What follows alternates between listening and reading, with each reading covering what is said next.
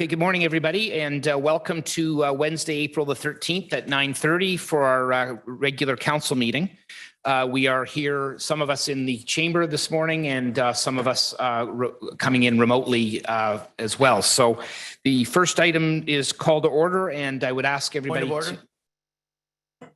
We've asked before, could you please announce who's in the chambers so that people at home who don't see on the screens understand who's here and who's not? Yep, we can certainly do that. We have Councillor Chan, we have Councillor Shepherd, we have Regional Councillor DePaulo, myself, Councillor Barros are here with us live, and we have Councillor Silvitz, Councillor Liu, and Councillor Pirelli joining us virtually. So at that point, I'd like to call this meeting to order, and please rise for the national anthem.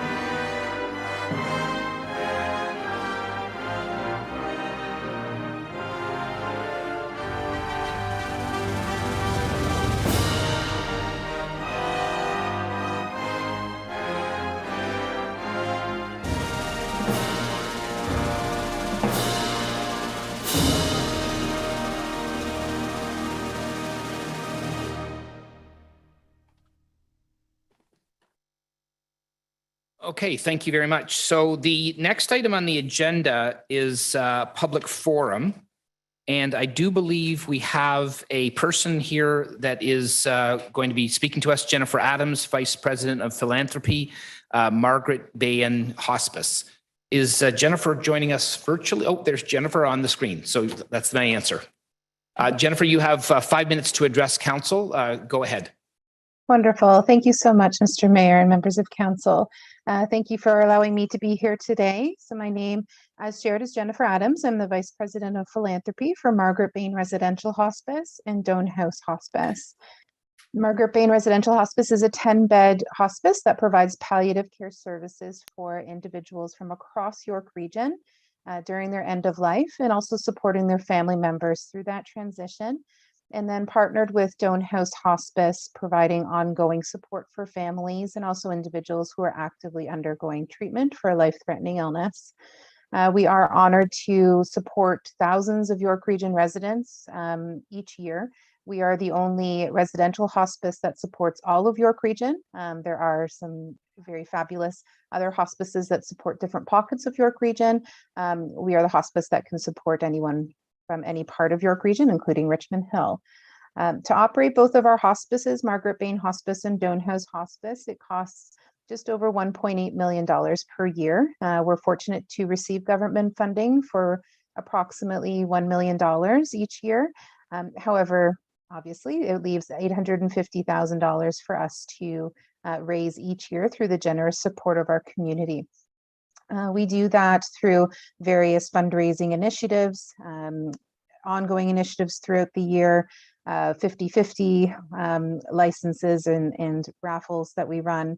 But then also the key parts of our fundraising are hinged on two special events. We have an event being held August 23rd, our Tee Off for Hospice golf event, being held at Pheasant Run Golf Club in Sharon.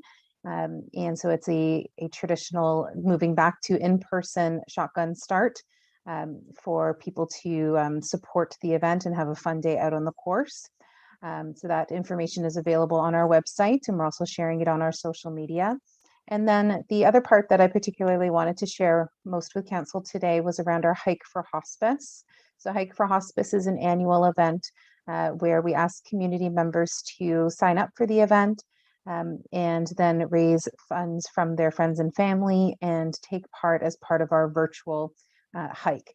This year is taking place between May 22nd and 29th. So people who register can choose to do some kind of activity, whether they want to hike, bike, walk, roll, paddle, whatever it is that they like, and set a personal goal and do that between the times of May 22nd and 29th, and then share photos with us as they are doing their activity. So I am hopeful that the council will support Hike for Hospice by sharing the event information in your network. We'd be happy to send some social media posts or other content that perhaps the council could share if appropriate, and happy to share more information about our other initiatives as well, just in case anyone is interested. So thank you again so very much for inviting me to be here today. It's always an honor to speak to members of council, and look forward to potentially connecting with some of you in the near future. Thank you very much, Jennifer. We appreciate you being here and sharing that information with us. So have a great rest of your day. Thank you. Thank you. So we have now, the next item on the agenda is council announcements. Councillor DiPaolo. Thank you very much, Mr. Mayor. And I just want to point out, and I want to thank all of the people today that are wearing pink in solidarity and support of those that have been bullied throughout this organization, beginning with our former mayor, myself and other councillors, our past two CAO city managers, nearly all of our current senior staff, and many, many others throughout this organization that have been directly experiencing bullying. We stand in solidarity with them, and we recognize that bullying makes victims of us all. We wear pink today to make the statement that this bullying will not continue, it will not be tolerated, and it will not happen again. Thank you, Mr. Mayor. Thank you, Councillor Silovitz. Thank you, Mr. Mayor. Thank you, Councillor DiPaolo. Your words mean so much, perhaps more than most people even realize. I want to thank everyone who is wearing pink today. We stand in solidarity. I also want to make note that this weekend is Passover and Easter, and I want to wish all of our residents a happy and blessed Easter.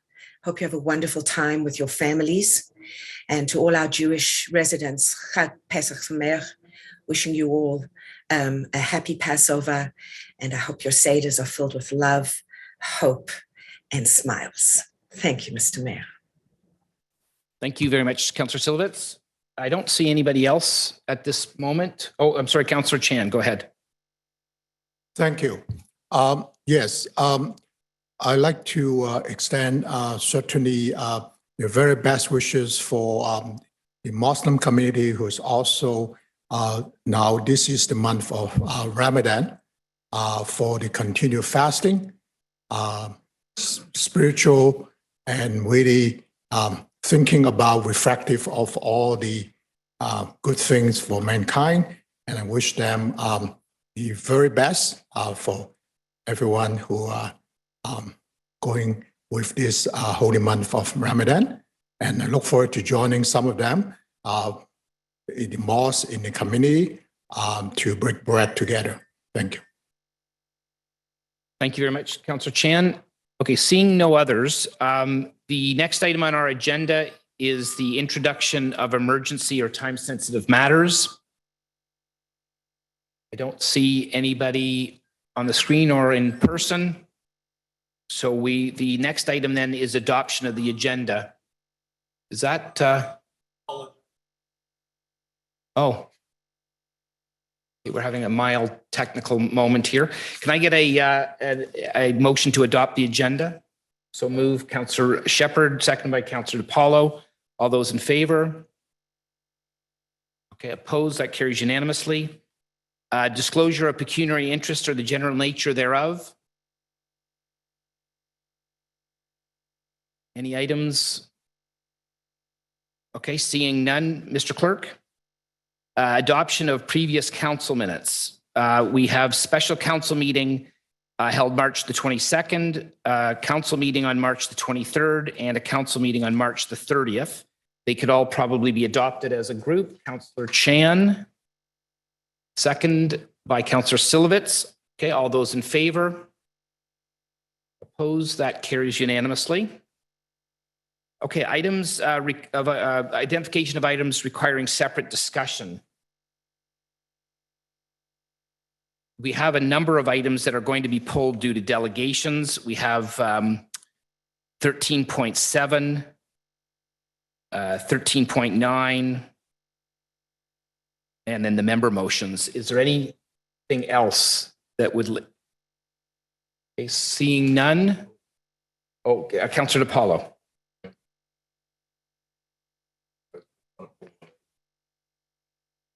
Sorry, Mr. Mayor, I want to pull one item to speak to the Greening of the Hill initiative. I'm sorry I don't have 13.6. Thank you. 13.6. Okay. All right. So can I get a motion, Councillor Shepherd? No. Okay. So can I get a motion to adopt the remainder of the items? Councillor Barros, Councillor Munch, all those in favor? Okay, that carries unanimously. All right, so okay, we have no public hearings today, Mr. Clerk, is that correct? And we also don't have any presentations, if I'm not mistaken.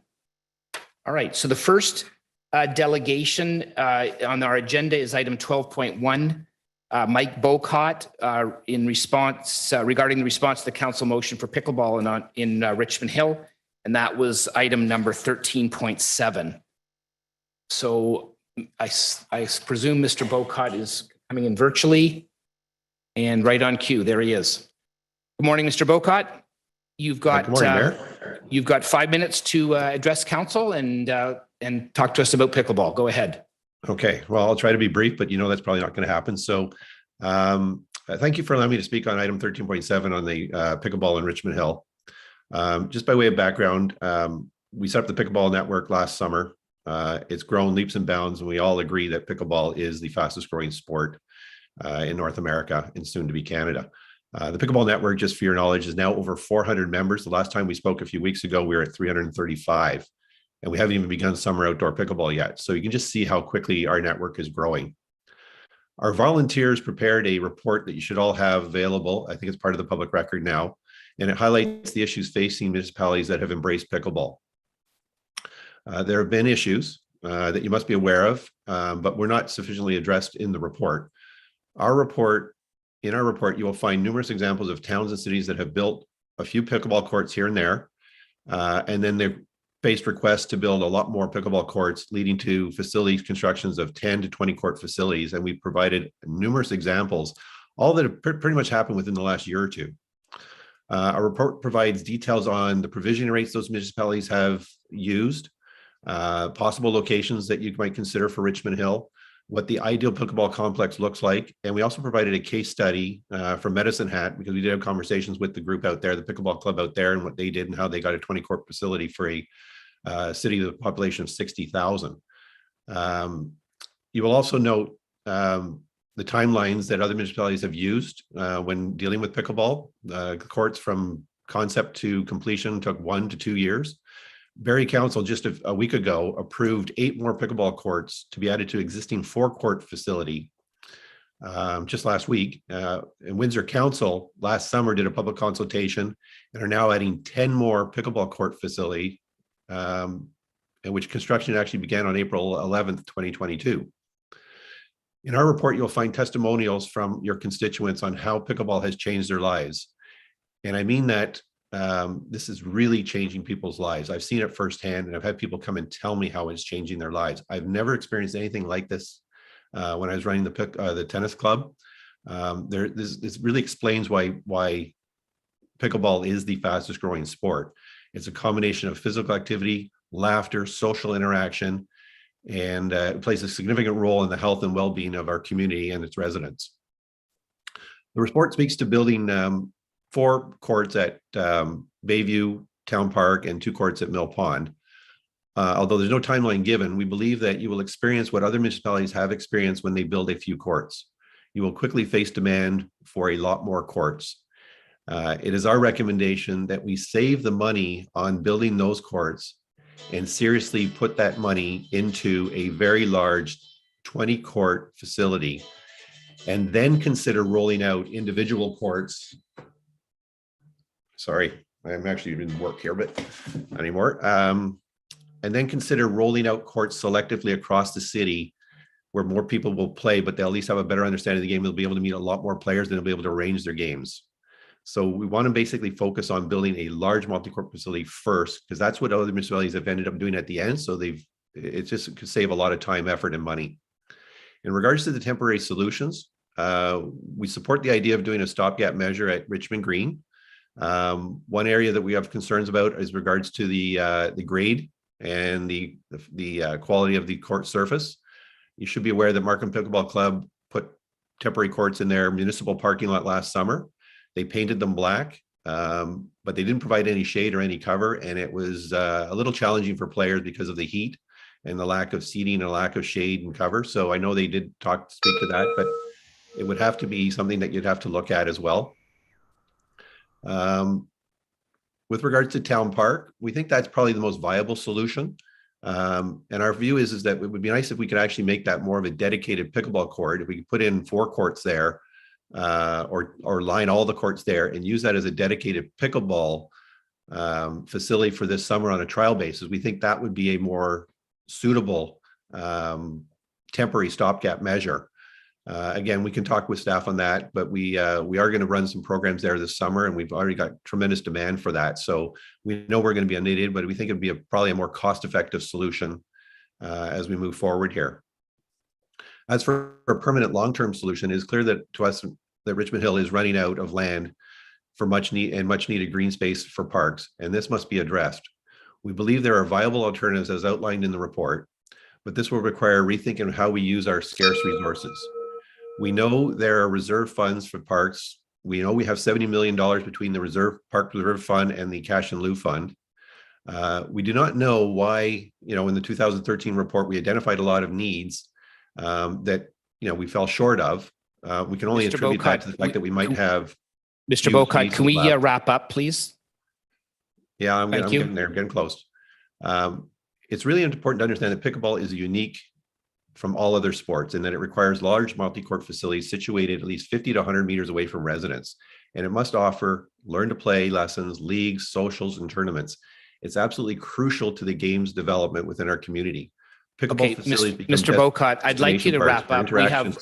We have a bunch of other people as delegations today. So if you can wrap up very quickly, please, I would appreciate it. Yeah, I'm getting there. No, Mr. Bocat, we have 16 other delegations and we need to stick to the time limit. So okay, I'll just finish it here. We would ask that the motion be brought forward by council to request staff to study the feasibility of building a world-class 20-court pickleball facility, a report that includes possible locations, costs, and if we do not have the land, the cost of buying land suitable to host a large multi-court facility. The park would become a very popular destination park, and Richmond Hill has the opportunity to be the first municipality in York Region, including Toronto, to build this world-class facility. Okay, if you build it, Mr. Bocat, you're a minute and a half over at this time. This is one of the best investments we could make as a municipality, and it would be significant achievement, a lasting legacy, and something we could all be very proud of for years to come. Thank you. Thank you very much, Mr. Bocat. Okay, so I'll bring this back to council at this time. This is a motion that was brought forward by Councillor Pirelli. Councillor Pirelli, would you like to speak to this?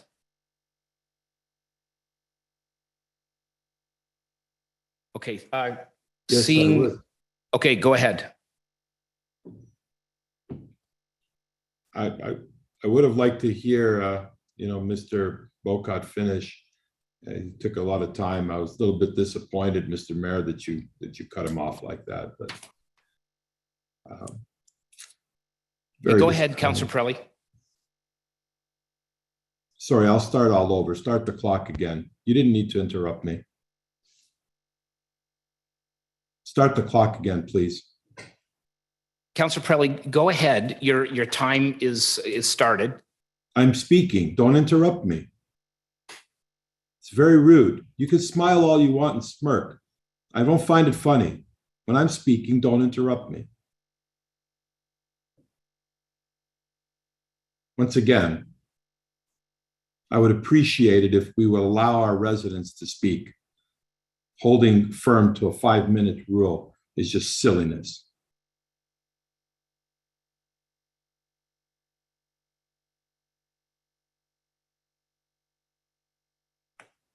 Thank you, Mr. Bocott, for all the work you put into this report that you presented. You're absolutely correct, sir. The vision is to have a multi-court facility. It's the only real solution if we really want to help the community. We're over 200,000 residents in Richmond Hill, and we pale in comparison to municipalities that are less than half of our size. And it's shameful. These things have all been identified in reports from 10 years ago. And you ask the question, how come we don't have it?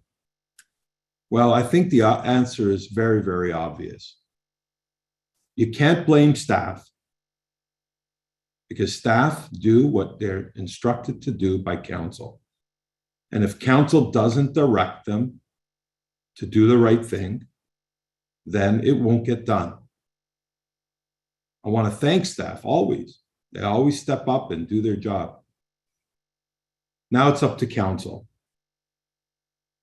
If the clerk can go back and ask Mr. Bocott exactly what that motion was, because I didn't jot it down because he kept getting interrupted, I would be happy to move that motion.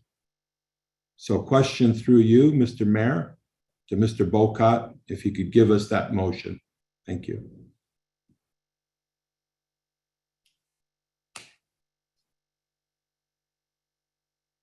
Mr. Clerk?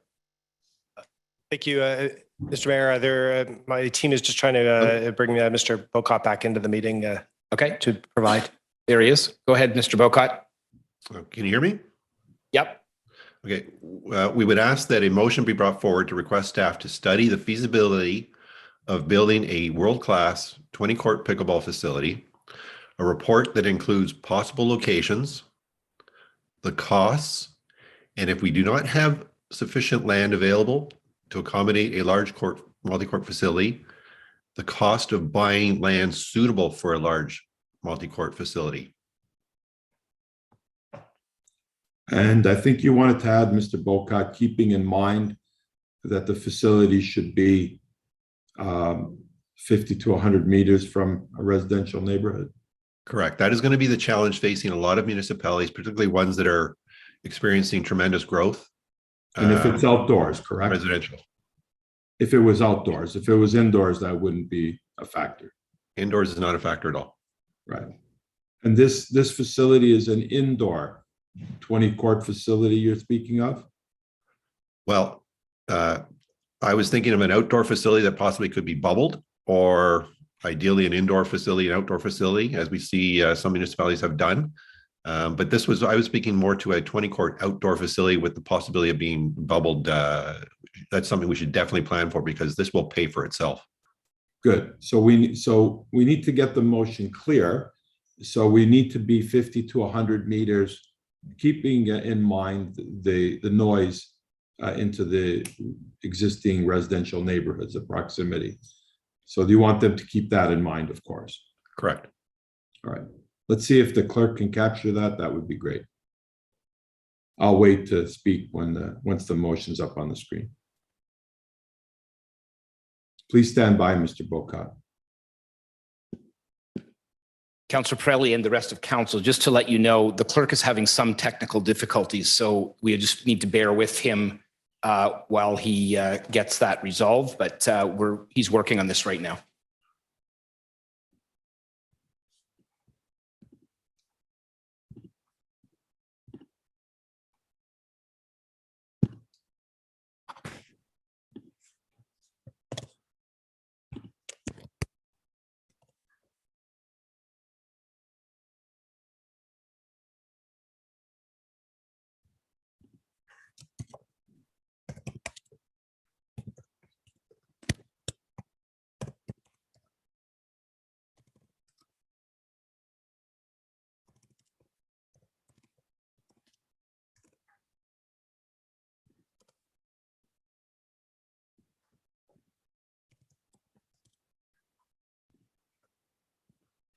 just emailed the motion to the clerk. Okay, thank you, Mr. Bocat. I'm not sure if that's helpful given his technical issues that we're dealing with, but just as I said, just bear with us. We'll get there in a moment.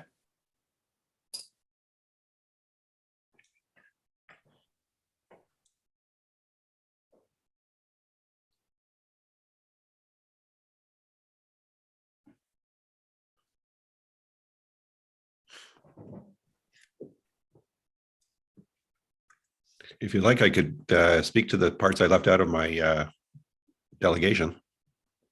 We'll get that up in just a second, Mr. Bocat. We're just working on it.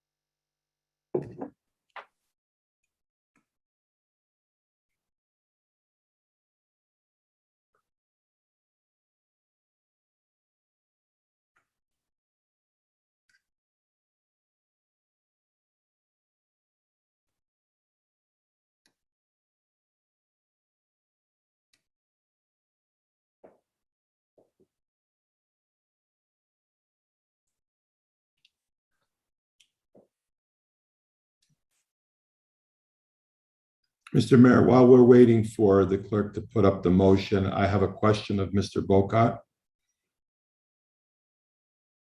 Go ahead. Thank you. Mr. Bocat, could you please finish your presentation? Okay, Mr. Bocat, we've already gone over that. That's not going to be allowed at this time. The clerk is getting the motion up. He'll be there in just a moment. Mr. Bocat, can you please continue with your presentation? Thank you. Mr. Mayor, don't make me challenge your decision. You're being very childish. I have a question of Mr. Bocat. I'd like Mr. Bocat to finish his presentation. Councillor Pirelli, we've already discussed this, and I've already made my ruling on that. We have 16 delegations today, and it is very important, I think, for the rest of the delegations that we stick to the time limit. We've given Mr. Bocat some time. This is my No, turn. right now, actually, Councillor Pirelli, we're waiting for the motion to come up. This is my turn to ask questions. I'm asking a question of the delegate. Are you denying me the right? Yes, I'm asking that question that you're asking to the delegate. I'm not allowing it this time. Right now, we are waiting I want to state for the clerk. record, you're denying me to ask a question of the delegate. That's your ruling? No, I'm denying that he be able to finish his presentation, given that he's gone over the 5-minute time limit and we have other people waiting. I'll rephrase my question, Mr. Mayor. My question to you, the motion is now up on the screen, Mr. Pirelli. My question, you continue to interrupt me, Mr. Mayor. My question to you, Mr. Bocat, is I need you to elaborate on your presentation. I don't want you to complete your presentation, sir. I need you to elaborate on your presentation. It seemed inconclusive. Can you please elaborate on your presentation? Thank you. Mr. Bocat, and Councillor Pirelli, the motion is now up on the screen. I'd like everybody on council to take a look at that, and we will proceed from there. Mr. Mayor, my question of the delegate is, I need him to elaborate on this 20-court facility. Okay, Mr. Bocat, go ahead and do that, given the fact that we do have other delegations, but go ahead. Yeah, and just so you know, we could have had about 20 or 30 other delegates come in here, but I decided that rather than ask people to come be delegates, I would just hopefully be given an extra time here, but obviously that's not the case. But the motion that we're trying to put forward here is to construct a 20-court facility ideally suited in an area that is at least 50 to 100 meters away from residents, an outdoor facility that could be bubbled in the wintertime as a cost-effective measure, as we're seeing Kingston do right now. They're building a large 24-court tennis and pickleball facility. And it's something that we could easily do here in Richmond Hill very cost effectively. And that will pay for itself, just as we've seen with the soccer bubble, the tennis bubble, pickleball bubble. These investments in our community will pay for themselves, and they'll be world-class facilities. Okay, thank you. Councillor Pirelli? Yes, we need to fix the motion. Can I see my clock? Please reset my clock. Councillor Pirelli, let the clerk know what you need to fix the motion on. Yeah, well, the argument that I had with you, Mr. Mayor, used up 1 minute of my time. So put the minute back on, because I'm not going to waste my time. Councillor arguing with Pirelli, you. that's your choice. Go ahead and let the clerk know what it is that you would like changed in the motion. Go ahead.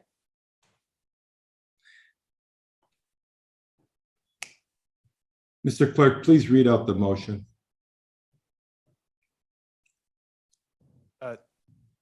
The motion reads, and I do need to make a grammatical change, but I will do that when I take it off the screen, that staff be directed to study and report back on options to build a world-class 20-court pickleball facility, including possible locations that would ensure between 150 meters and 200 meters distance from, and this is where I need to make the change, residents, the cost, if required, to acquire land suitable for the facility, and options to provide either an outdoor and/or indoor/outdoor facility. Okay, so we need to make changes to that. It's not 150 to 200 meter distance. I think Mr. Bocat said 50 to 100 meters. Would that be correct, Mr. Bocat? Yes, that's the experience of other municipalities that have encountered this. 50 Thank to 100, you. 50 to 200, 50 to 100 meters is the actual Right. recommendation.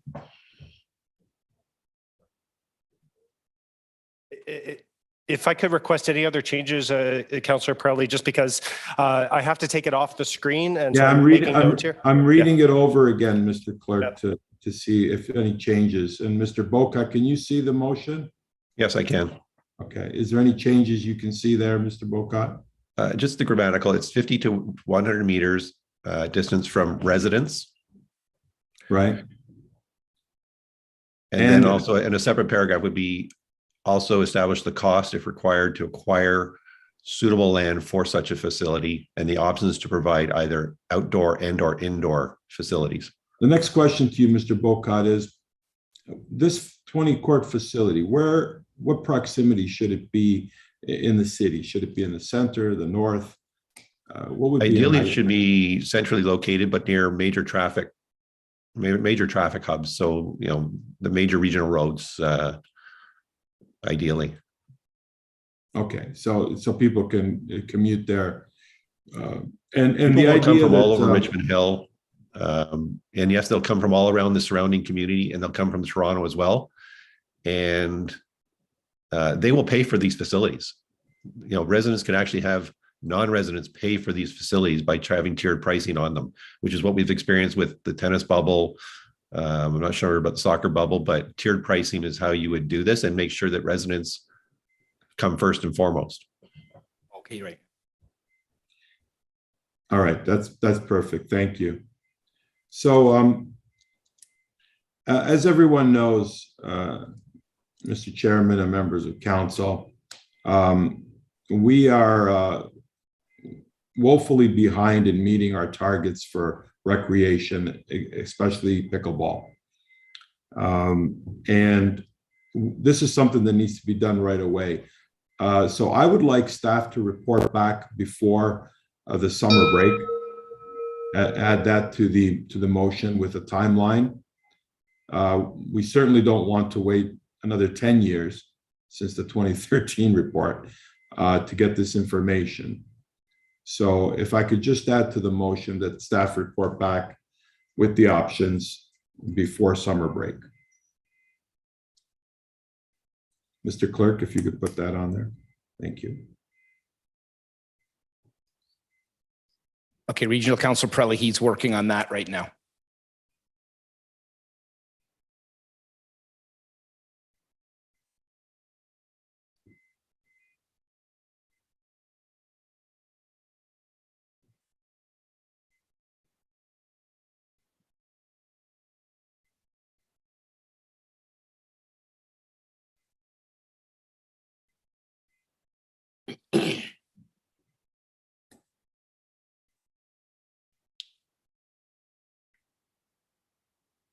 And to all staff that are listening, I want to urge you to utilize Mr. Bocat's knowledge and passion and commitment to pickleball. He's a wealth of information.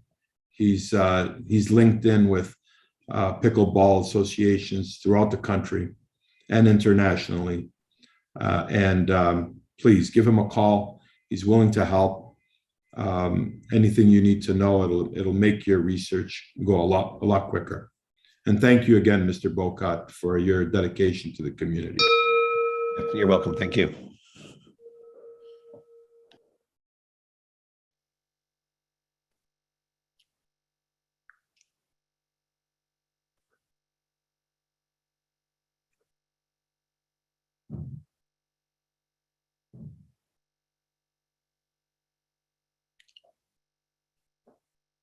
Okay, so we're just, again, we're just waiting for the clerk to get the motion modified and to get the correct motion up on the screen.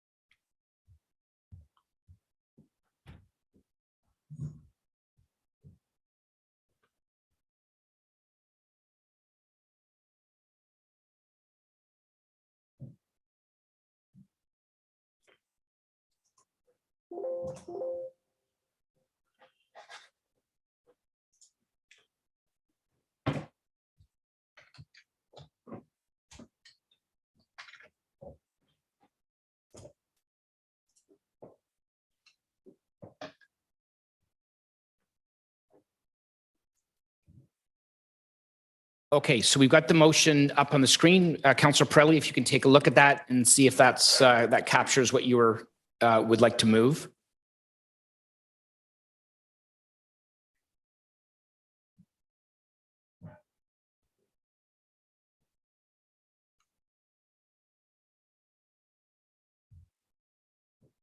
Mr. Clerk, you've got 2 if requireds in there.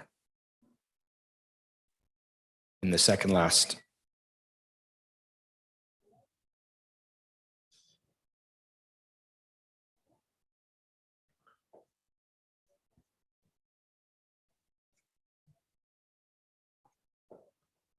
Mr. Clerk, thank you so much. If you could just add after the word outdoor in the last sentence, outdoor facility with the potential to be bubbled, because space will be a factor.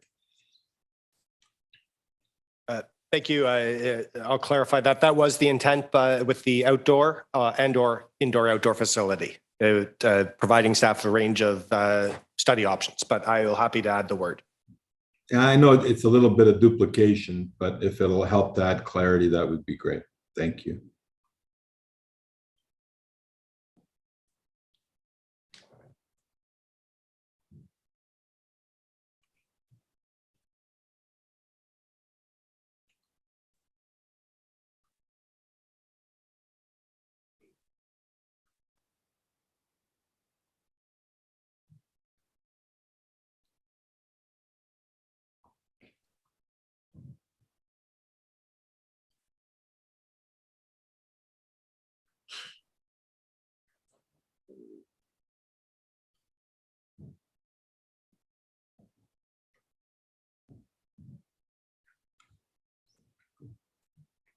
Okay, Councillor Pirelli, we've got that up on the screen.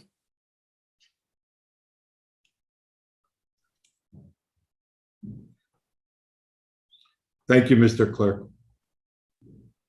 That is my motion. Okay.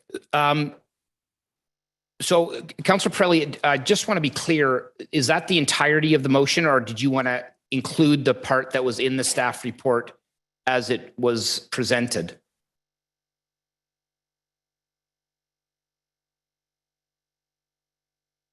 What are you referring to? I was talking to you, Councillor Pirelli. What are you referring to? Well, the staff report had a recommendation with some other items in it too. Are you moving that as well, or just this? What was the recommendations that you want to see in there? I'm asking you a question. There were a number of other recommendations that were in the staff report as well, including the pop-up pickleball courts and so on.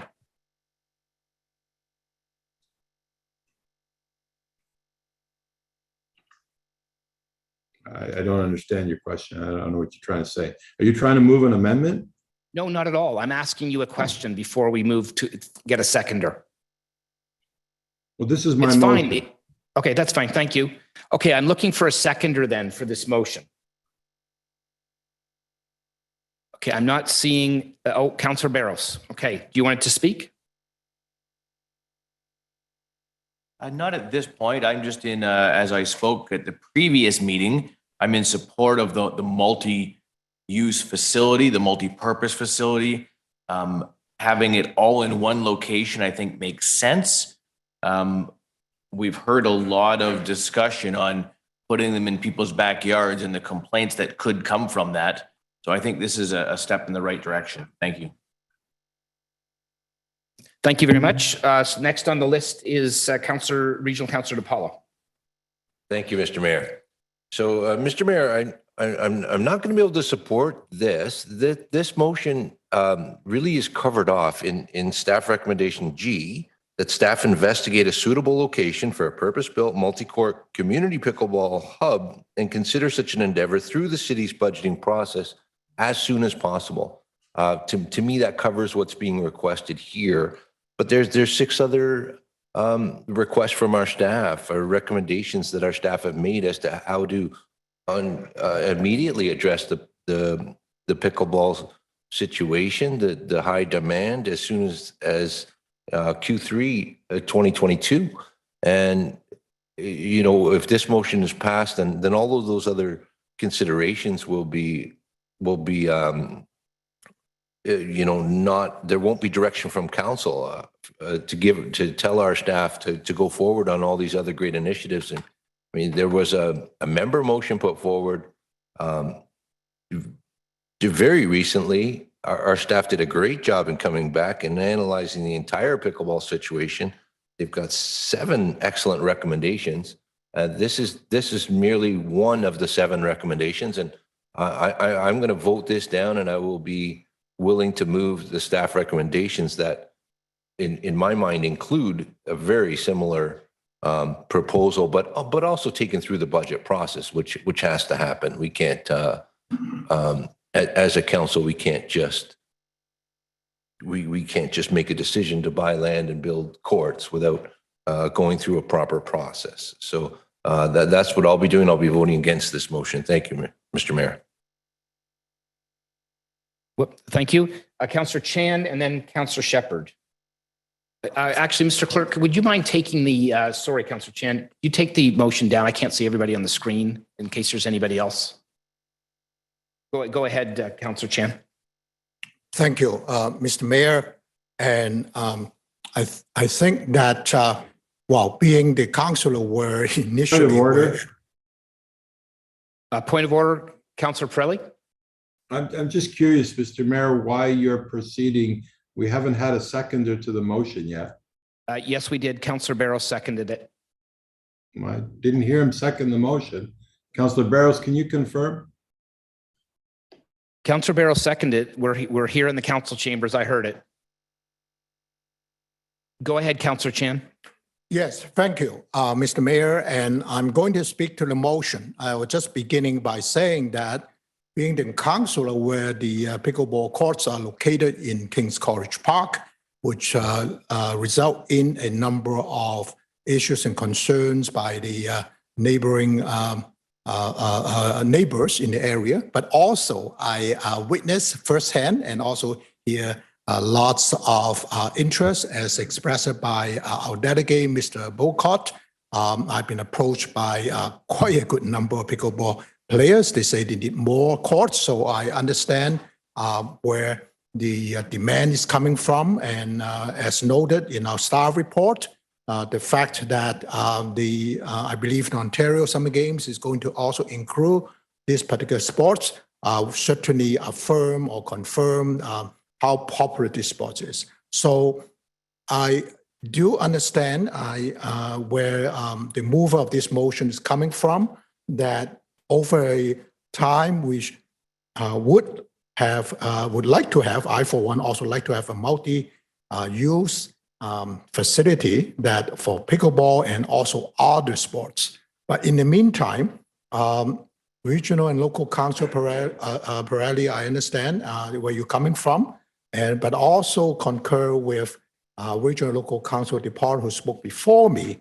The item G of the staff report also really looking at asking staff to investigate for a suitable location for, if I understand it correctly, is also for this multi-court community hub for pickleball and other things. So in the spirit of cooperation, I would like to make an amendment and to have the items A to F on page 1 of the staff report to be considered as an amendment to this motion, because in my view, this is not really contrary to anything that this main motion that has been moved, but rather in the interim that not only we're receiving the staff report, but more importantly,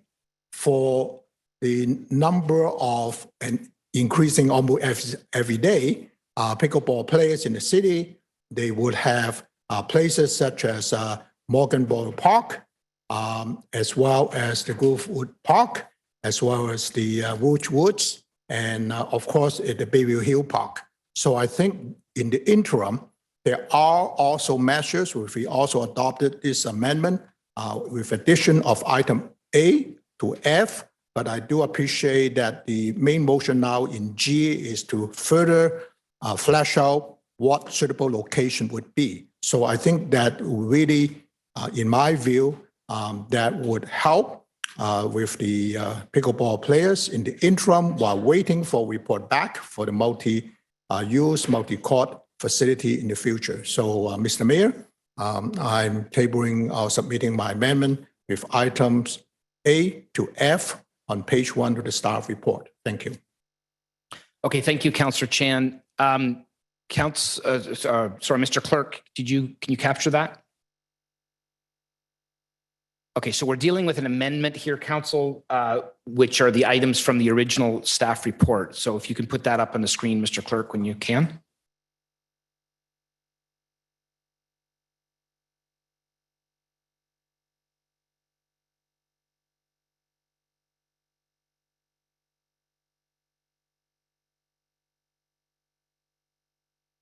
While we're waiting for that, does anybody, can we get a seconder for the amendment? Okay, Councillor Shepherd. So I've got you down to speak for the main motion too, but you can speak next when Councillor Chan's finished.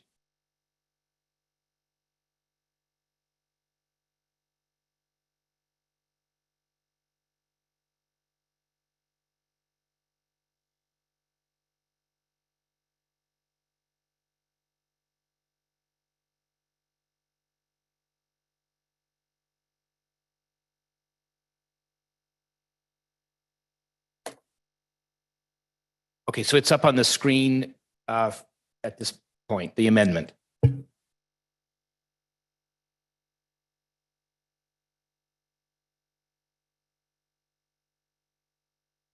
No, this is just the amendment. Yeah. Mike said, make sure Carmine is seeing my text and what's.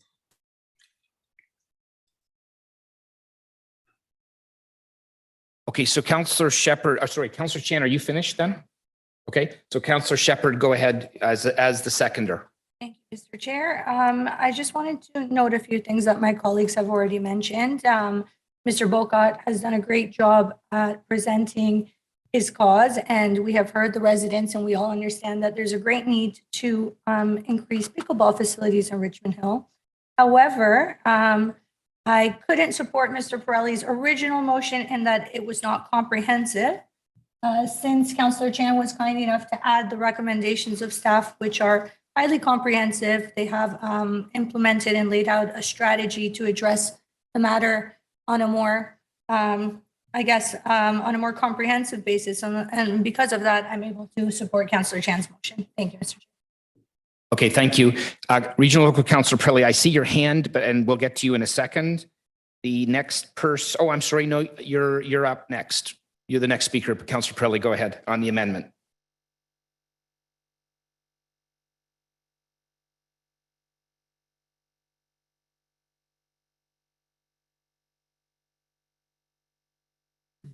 Yeah, I'm just reading the amendment. This is all of staff's recommendation.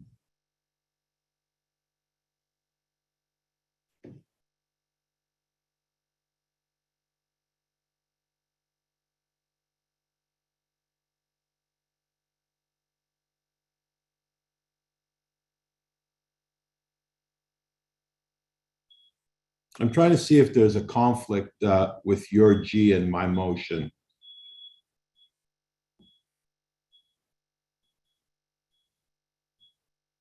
Okay, there appears not to be. So I'm okay with this. Thank you. Mr. Chairman, the reason I didn't add these in is that I think the ideal solution has to be a 20-court multi-court facility. And there has to be a timeline for staff to get back to us. In all of these recommendations, it leaves it all open-ended. We would have to sit here for hours to wordsmith this. All of this stuff can be done, could have been done by staff over the last 10 years, and they can still do it. They have they've identified the need 10 years ago. My motion is to make sure that we stop talking and we move to action and get it done. Because history has taught us that we keep talking about it, we keep studying it, we keep consulting, and it just doesn't get built. And we have to stop that because we're falling way far behind from other municipalities. So if it pleases the members of council to support these things, which I'm not sure are going to be suitable considering how close they are to residential neighborhoods and the impacts they're going to have on other tennis courts that are going to be relined, etc. But I'm not going to, throw a spike into the chain here. We're just going to move along to get along, and we'll talk about my motion when it comes back. Thank you. Okay, thank you very much. The next person on the speakers list is Councillor Munch. Good day, thank you. So from my lens and my background, I was involved in sport. I ran Europe's largest commercial sports facility. We actually had a group who were going to invest in Richmond Hill in 1980 on the now, the former jail lands, which is where the large Highway 7 Young Corridor is. The concern of doing this type of thing, and after spending years in the field, doing this kind of thing on the fly, I would strongly discourage council and others from going down this route, as was outlined by some comments by some members of council. And Councillor Pirelli was, is it suitable, not suitable? Is it ideal, not ideal? Is it going to be conflictual? Is this direction we want to go? This is a really important approach. And this particular pickleball issue or other sports issues are valid, but it's not wholesome or comprehensive, and it's not setting an overall plan in place that's going to serve the priorities of what Richmond Hill is going to be for decades and decades and decades to come. And as pickleball is very popular right now, so too was racquetball at one time. So too was badminton at one time. So was basketball. And we want to make sure that if we're going to invest a significant amount of our resources and time and efforts into one particular area at one time on the fly in a council meeting, I would say to you, I'm not convinced this is the best way of which a governance practice or a business case should and would be done. We should satisfy the needs. And if pickleball can be satisfied by a market condition to serve it, great. How does this impact our cash in lieu? How does this impact our housing affordability panel or about to go forwards? What about the other groups that are going to come forward that are doing things in other areas that are prioritized? Are we sacrificing one group over another? Is this our priority one or amongst our top 5 priorities? Hasn't been discussed here. We have monies here that are being allocated. Where's that allocation coming from? And if so, is that really in line with what we really, really want to do? And who's going to set the vision? As we're doing motions right now that are on the fly, we're having discussions back and forth, just isn't the way that I would prefer that a business, multi-million-dollar business for many, many years, and our focus on where we're going and how we're going should be done. So I won't be supporting this approach. I do like the concept of expanding recreation and sport and wellness and the quality of life for people all around. But what I'm hearing is that, hey, it's a great market. And I have, as some members of my council know, I've had some conversations with people in the market. So I won't be supporting the motion because of these concepts that I have in my mind. Thank you. Thank you. Thank you, Councillor Munch. Okay, the next one, Councillor DiPaolo. Thank you, Mr. Mayor. I too won't be supporting the approach of amending this motion in this way. The main motion is different from what's proposed in the staff recommendation. The staff recommendation takes the investigation of the purpose-built multi-court community pickleball into the budget process, and that's what needs to happen. And the first motion doesn't do that. This amendment and staff recommendations spend $172,000 today, right now, to give our staff the latitude to do what's B, C, and D on this amendment, right away. That's action. We're taking action, but in terms of the indoor-outdoor multi-purpose 20-court facility, that has to go through the budget process, and a lot of our other processes, and it needs to be considered in the larger parks plan. It needs to be done as staff has proposed it. So I'm voting against this amendment. I'm against the main motion. I want my preference is to proceed with the staff recommendations as they're written in the staff report A through G. Thank you. Okay, thank you very much. The next person I have on the speakers list is Councillor Liu. Go ahead, Councillor Liu. Thank you, Mr. Chair. First, I would like to thank Mr. Mike Bocart for continuously communicating with council members. I really admire your dedication and vision in promoting pickleball. And I agree 100% with you that it's time for Richmond Hill to put Richmond Hill on the map, in regarding to pickleball. And I also want to thank staff. Staff has been doing an exceptional job coming up with these great ideas, very, very creative and very, very efficient. But speaking to the amendment, while I'm looking on B, C, and D, and C, D, and E, right. So I think F should be the funding in the amount of $172,000 be approved for use in 2022 to facilitate the execution of items C, D, and E, not B, C, and D above. Through you, Mr. Chair, to the clerk. He's nodding, Councillor Liu. Good catch. Thank you. If I might, Mr. Chair, I certainly did catch that. The reason I actually didn't update it is it really depends on whether this amendment passes or not, but I would make the functional change if it does. Fair enough. Thank you. Once again, speaking to the amendment through you, Mr. Chair, to Mr. Mike Bocart, because we're spending $172,000 here. I heard that relining tennis courts with pickleball courts is not a good idea, according to Mr. Mike Bocart, and also the pop-up 10 pop-up at Richmond Green. This is very creative. Wow. Okay, one more minute. And the pop-up, and I heard Mr. Mike Bolcott said, you know, he has a lot of concerns. People might not be using it. So I just would like to hear his side of comments before we decided to spend that $172,000. If no one's end up using it, so why bother you spending this $172,000? That's my point. Okay, Councillor Lee, we'll try to get Mr. Bolcott back here. Oh, okay. Hold on 1 second. Thank you.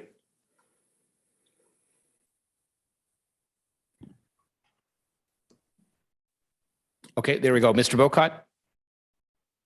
Yes, Councillor Liu, thank you. You actually listened to what I was saying there. So a lot of these amendments in here are unnecessary, and in our opinion, I think you're right. I think that money could be properly spent somewhere else. So I appreciate the fact that you actually heard what I said, and unfortunately I wasn't able to finish the whole report, but my speech. But in the report, we outlined the key issues that you just addressed, and lining pickleball courts or lining tennis courts is problematic. We gave you numerous examples of that.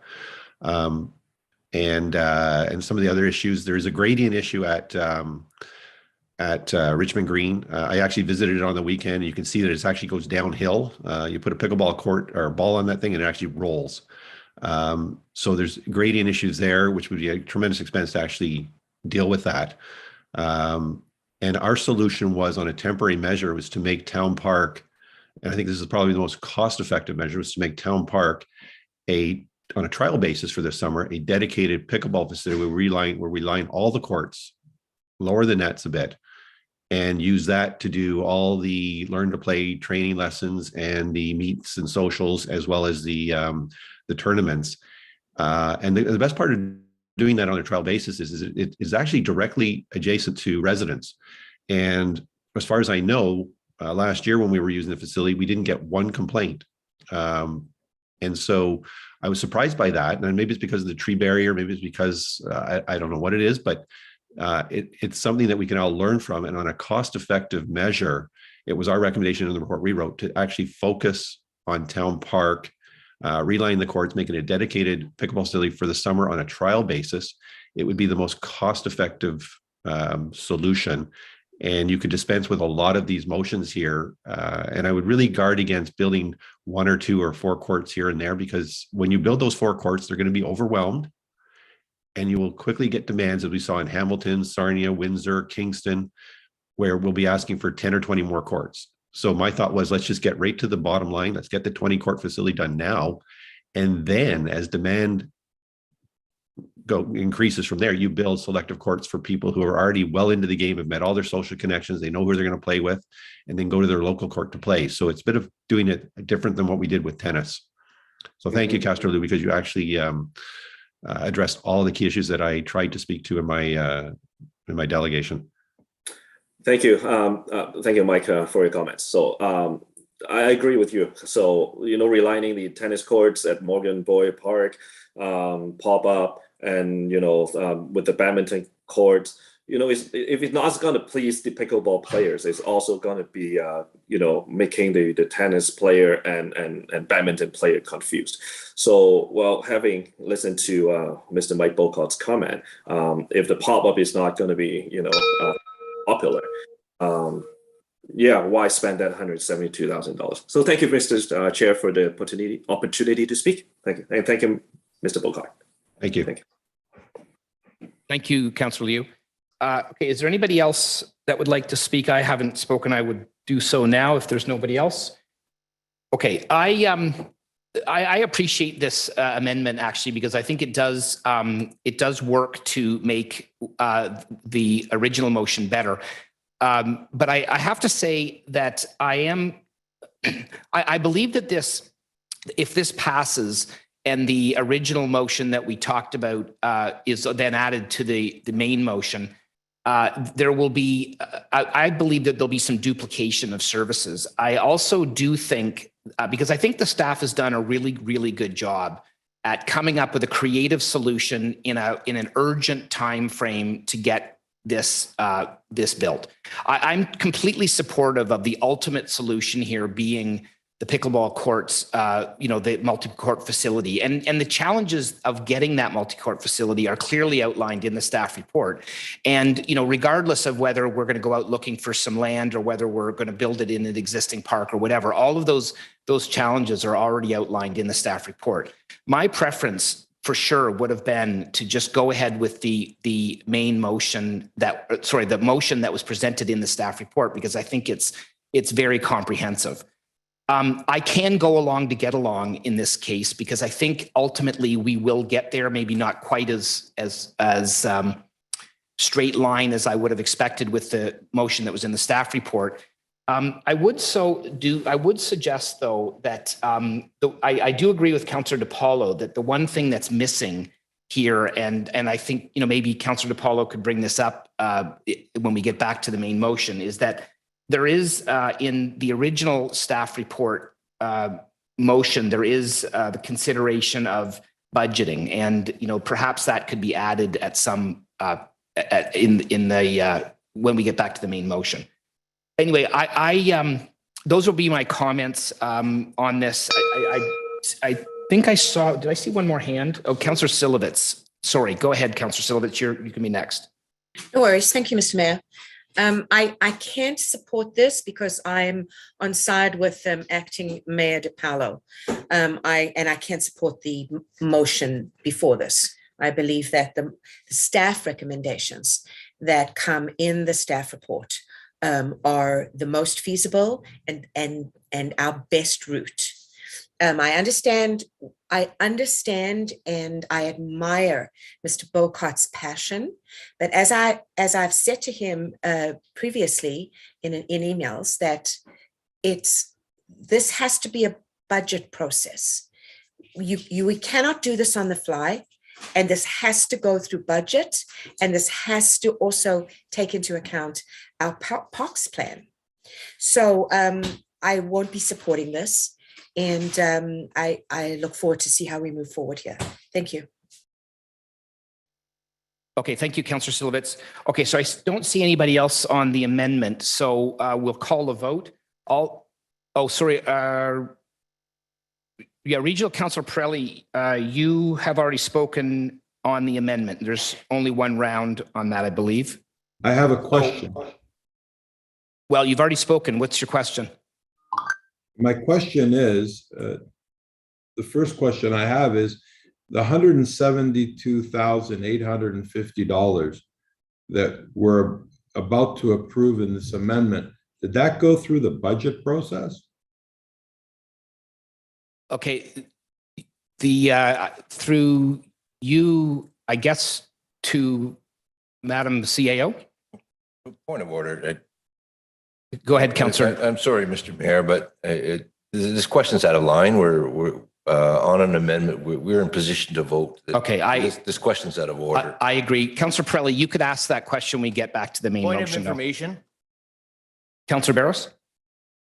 There's an amendment in front of us, and I'm just trying to understand item F. When it speaks to the $172,850, where is that coming from? Okay, so why don't we call this your time to speak, Councillor? You have not spoken yet. Oh, no, it's a point of information. I'm just trying to understand the motion. Procedurally, that's correct. Okay, well, normally that would be something you would ask in your turn to speak. You haven't spoken, but through you, Madam CAO, Through you, Mr. Mayor. On page 9 of the staff report, under the financial implications section of that report, we did outline what makes up that $172,000. And if council wants to fund these works, then council would have to approve the additional budget funding in that amount from the Cash and Lieu Parkland Reserve Fund. Great. Thank you. Thank you. I understand it better. Okay, thank you. Okay, so we've already had our rounds, Councillor Chan. We'll have to wait till you get back to the main motion. No, on the amendment, as pointed out by Councillor New, when we are voting, F should be in front of us should be C, D, E, just to be absolutely correct. Okay. What we are voting for, that's number one. Number two, record the vote, please. Okay, thank you. Okay, recorded vote's been called and Councillor, he will make those changes. So, Mr. Clerk. Thank you, Mr. Mayor. Voting on the amendment moved by Councillor Chan, seconded by Councillor Shepherd. Councillor Chan. Yes. Thank you. Councillor Silovitz. No. Thank you. Councillor Shepherd. No. Thank you. Regional Local Councillor DePaula. No. Thank you. Mayor West. Yes. Thank you. Councillor Munch. No. Thank you. Councillor Liu. No. Thank you. Councillor Barros. Yes. Thank you. Regional Local Councillor Pirelli. No. Thank you. That amendment fails to carry. Okay, thank you. We're back to the main motion then. Is there anybody else wanting to speak to the main motion? We've got a couple people that have not spoken yet on the first round. Okay, seeing none, Mr. Clerk, I think we can call the vote. No, my hand is up. Okay, Councillor Pirelli, you've spoken on the first round, so this will be a second round. Go ahead. Thank you, Mr. Chairman. I'm pleased that we went through all of this discussion, as was pointed out by the point of information by Councillor Barros. There's always budget implications. There's budget implications in the staff recommendation, and it's not going through. If we were to move the staff recommendation, there would be budget considerations that we would have to make right now and not wait for the budget process. So Councillor DePaula's statement was categorically false. You'll notice in my motion, ladies and gentlemen, that I'm not putting a budgetary number. I'm asking for staff to come back with the options. There's absolutely nowhere in my motion, if the clerk can please put it on the screen, you'll notice that there is no budget recommendation. Not recommending that any money be spent. If and when this motion passes and staff does come back and presents us with the options, then and only then, this council will make a decision whether we want to spend any money towards this. I'm grateful for Councillor Liu for pointing out the obvious. And the obvious is that why would we spend any money, much less $172,000, for something that is not a solution? It's just a Band-Aid that is not going to solve any problems. We need to make a decision to solve this issue. And the only solution to this issue, and Mr. Bocott went to great lengths with great consultation. I'm sad to say that staff never consulted Mr. Bocott when they wrote their report. Had they would have had this tremendous information that he has. There's absolutely no doubt in my mind that what this issue needs is a 20-court facility. And I'm confident that staff will come back with the report, tell us what the financial implications are, and this council will then decide whether we want to do that or not. There's the motion up on the screen, ladies and gentlemen. You'll see that at no point in this motion that I ask for any monies to be spent towards building this facility. Don't listen to the fear-mongering. Unfortunately, there'll be others that'll speak, and I won't have another opportunity to speak about this. So read the recommendation, read what it says. The motion is so they can come back to us with solutions. And the very big difference between staff's recommendations, notwithstanding all the problems they have in those recommendations, is that there's never a timeline, a fixed timeline. This is very important. That's why I put before the summer recess. We need to get moving on this. We don't need to delay this. This is something that if we built it today, it would not only satisfy the need today, it would be full. It would be revenue generating. And let's face it, ladies and gentlemen, if we really want to provide these services for our community, and we really want to collect parkland cash in lieu and community benefits reserves that we have $70 million in, you can't play pickleball in a bank account. The money is doing no good sitting in a bank account. We need to spend it, and we need to spend it wisely.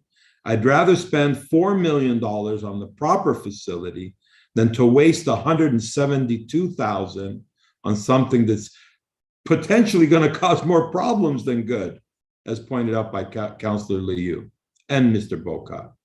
So this is the prudent way to move forward. It's action-based, and it will get us where we need to go. And hopefully, when they report back to us, they'll have great suggestions, and this council will pass it, and soon we'll see that world-class facility. And again, thank you to Mr. Bocat, and I encourage staff to consult him. Thank you. Thank you very much. Okay, is there anybody else on the second round? Councillor DiPaolo. Thank you, Mayor West.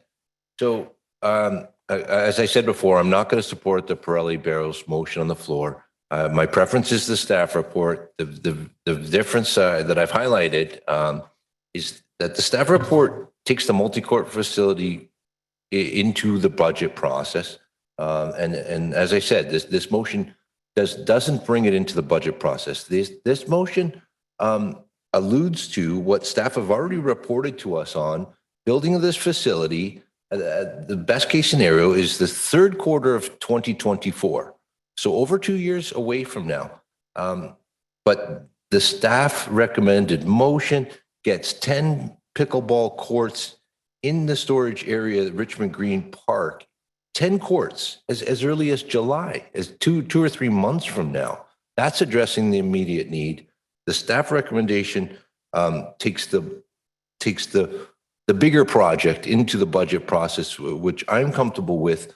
The fact that there are some monies allocated, staff has recommended council today dip into the cash in lieu fund because that's why it's there. They've determined a need. They've given us a deliverable that's going to happen this summer, and another opportunity for next summer while we properly adjudicate on the 2-year solution that's being proposed by Pirelli and Barros in this motion.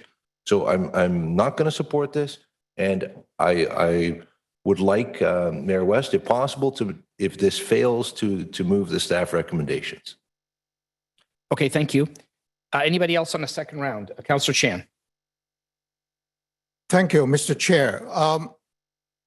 Through you, I'd like to ask a question to our Madam Acting City Manager or the Commissioner. I know the amendment has been voted down, not getting the majority support. However, I'd like to know, assuming that the main motion, well, the only motion now in front of us is passed or adopted by majority or rejected, different story. Would the work that staff have mentioned in the initial item F in the staff report, that with the Bayview Hill Park revitalization, would that in any way, form, or shape stopping staff from continuing with what they're proposing to do, meaning that to deliver 4 purpose-built pickleball courts? Through you, Mr. Chair. Mr. Kwan, I think, is ready to answer that. Councillor, go ahead, Mr. Kwan. Through you, Mr. Mayor, I think there's an opportunity here to do some improvements for the pickleball interests in a short period of time. And the Bayview Hill Revitalization Park project, as outlined on page 6 of the staff report, identifies what work we can do now in the short term, and then for a longer term opportunity to do something a little more permanent. And if there's more details on implementation, I would direct the question to Director Lee, who has spearheaded this report. Thank you for the answer, and thank you, Mr. Chair, for me to ask this question, because I think this is important, because whether you support the motion in front of us or not, I, for one, I would like to see that that the project has been planned all along by staff would not be hindered, stalled, or delayed. Because before we actually get into this, as I said, I would in support of a multi-use, world-class sport. No, who doesn't want it? Put Richmond Hill on the map.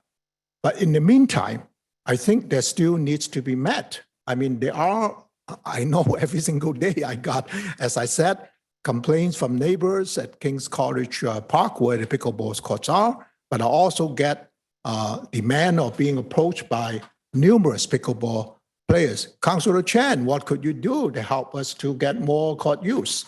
So so that's why I want to be very clear. If I was be supporting, which I'm leaning towards, the motion in front of us, but that does not in any way delay or stall something already planned for, which is meaning have 4 more courts. This construction can begin in 2023 at Bayview Park. Those are the comments I want to share about how I feel about this and seeking a clarification. Thank you, Mr. Chair. Thank you. Councillor Liu. Thank you, Mr. Chair. I just want to reassure Councillor Chan that the 4 purpose-built pickleball courts will be part of the Bayview Hill Park revitalization. 2 residents meetings have been held. Staff already presented the proposed project of the whole park to the residents, and it's everybody's welcome the new idea, the new concept of the revitalization plan. So I don't think this will be excluded. That's why it's an individual F, not under E. So speaking to the motion in front of us, I don't have a problem with this except for the timeline. Because we're talking about acquisition of land, different options, and before summer recess, as far as I understand, is July 4th or 14th, which is just like 2.5 months away. What I've been hearing from the pickleball community represented by Mr. Mike Bocourt, they are just asking for a commitment with a timeline to study the feasibility of having a world-class pickleball facility. So through you, Mr. Chair, I just want to be, realistic here and rational here to staff. Is before summer recess achievable? Is an achievable timeline? I know. I realize that we also have a meeting in September. So I just want to hear from staff to make sure that they are able to deliver a report back before summer recess. Through you, Mr. Chair. Okay, who on staff would like to deal with that? Commissioner Kwan. Through you, Mr. Mayor, if I understand the question correctly, it's in regards to the timing of the report as per this main motion that was proposed by Councillor Pirelli. Certainly, if this is the will of council, staff will report out on the opportunities to accommodate this type of facility. I would be remiss, however, to point out also in our staff report that we've already identified a number of criteria that we would go through and the timing of delivery of such a facility on a very high level.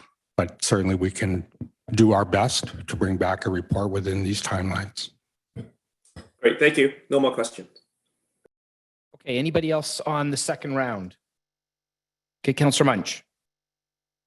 Yeah, so I once again am just not sure. I think this is so specific that it might restrict other options. and it might not be in line with where we need to go. I do think we all agree that we want to move forwards with some form of an engagement on pickleball and what type of facility. And however, it's just so specific and so detailed that it might not be, we haven't had, so I'm just going to leave it at that. I'm still thinking about it. Thank you, Councillor. Okay, Councillor Silovitz. Thank you, Mr. Mayor. I can support this. If this passes, that means that, as Commissioner Corrin was referring to earlier, the other recommendations that are held within 13.7, the staff recommendations, they fall away. And I think that they are very, very important. So I can support this, and I agree with Councillor Munge. This is too restrictive. And we need to move forward, no question. And I do believe that the staff recommendations for agenda item 13.7 permit us to do that appropriately. Thank you. Okay, thank you. Anybody else? Councillor Shepherd. Just wanted to reiterate, as I said in the first round, that I believe that staff have a comprehensive layout for the steps we need to take to address this issue. So I can. Okay, thank you. All right, so I'll just weigh in. It's interesting listening to this conversation, and it's a good one. And I do appreciate the work and the passion that Mr. Bocott has been bringing to this discussion as well. I guess what I'm kind of hearing, I think, is that we actually are mostly agreeing on the ultimate what we want to see. I mean, we all want there to be lots of pickleball. We all want to see a multi-court facility. We all agree on that. I guess it's just a matter of how do we get there. And, the parks plan process, way back a few weeks ago outlined some of the things that we're talking about now. And I think had we left it in the parks plan process, we may have already, we may be moving forward as well. But, bringing it out of the parks plan process and adding some more importance to it, I think that's a worthwhile endeavor. I think I really do like the recommendations that are in the staff report. And I agree that if this fails, I would hope that we could get back to the staff report and bring that to council as a package, because I think it serves the needs that we're all talking about in a very comprehensive way. It serves the short-term needs with the pop-up facility, which is temporary. It serves the medium-term needs by, creating some courts in Bayview Hill and other places and relining some tennis courts and so on. But it also serves the long-term needs. And I believe that in the staff report and the work that staff has done already, we can move forward with kind of the longer-term solutions in a very efficient way, and I believe in a more efficient way than what we're talking about with the motion in front of us. I think the motion in front of us has merit in the sense that it is the ultimate solution, but it isn't the package that we would have if we voted in favor of the staff recommendations that are in the staff report. So I won't support this, and I will support having a new motion brought back afterwards. That is the A through G in the staff report that was presented to us in response to the questions that were asked about this. I mean, we've asked staff to do all this work. I think staff's done a really good job at being creative. I mean, they were up against some difficult, situations here with a timeline that, the original motion was build a pickleball facility within a year, which, that is clearly, now that we've read the staff report, we know that that's probably wasn't going to happen. But I think that the staff has done a really good job at working with what they can and coming up with the solution that we need. So anyway, those are my thoughts. Seeing no other speakers at this moment, I would call the vote. Does anybody want a recorded vote? No. Councillor Silovitz does. Hello. Councillor Pirelli, you've spoken already once on this. No, I've spoken twice. Oh, I'm sorry. You've spoken twice. My apologies. You want to wrap up? Yes, please. Okay, go ahead. Thank you. I'd like Mr. Bocott to answer the following questions. Can you please explain what he disagrees with in the staff recommendation C and D specifically? That's my question through you, Mr. Chairman.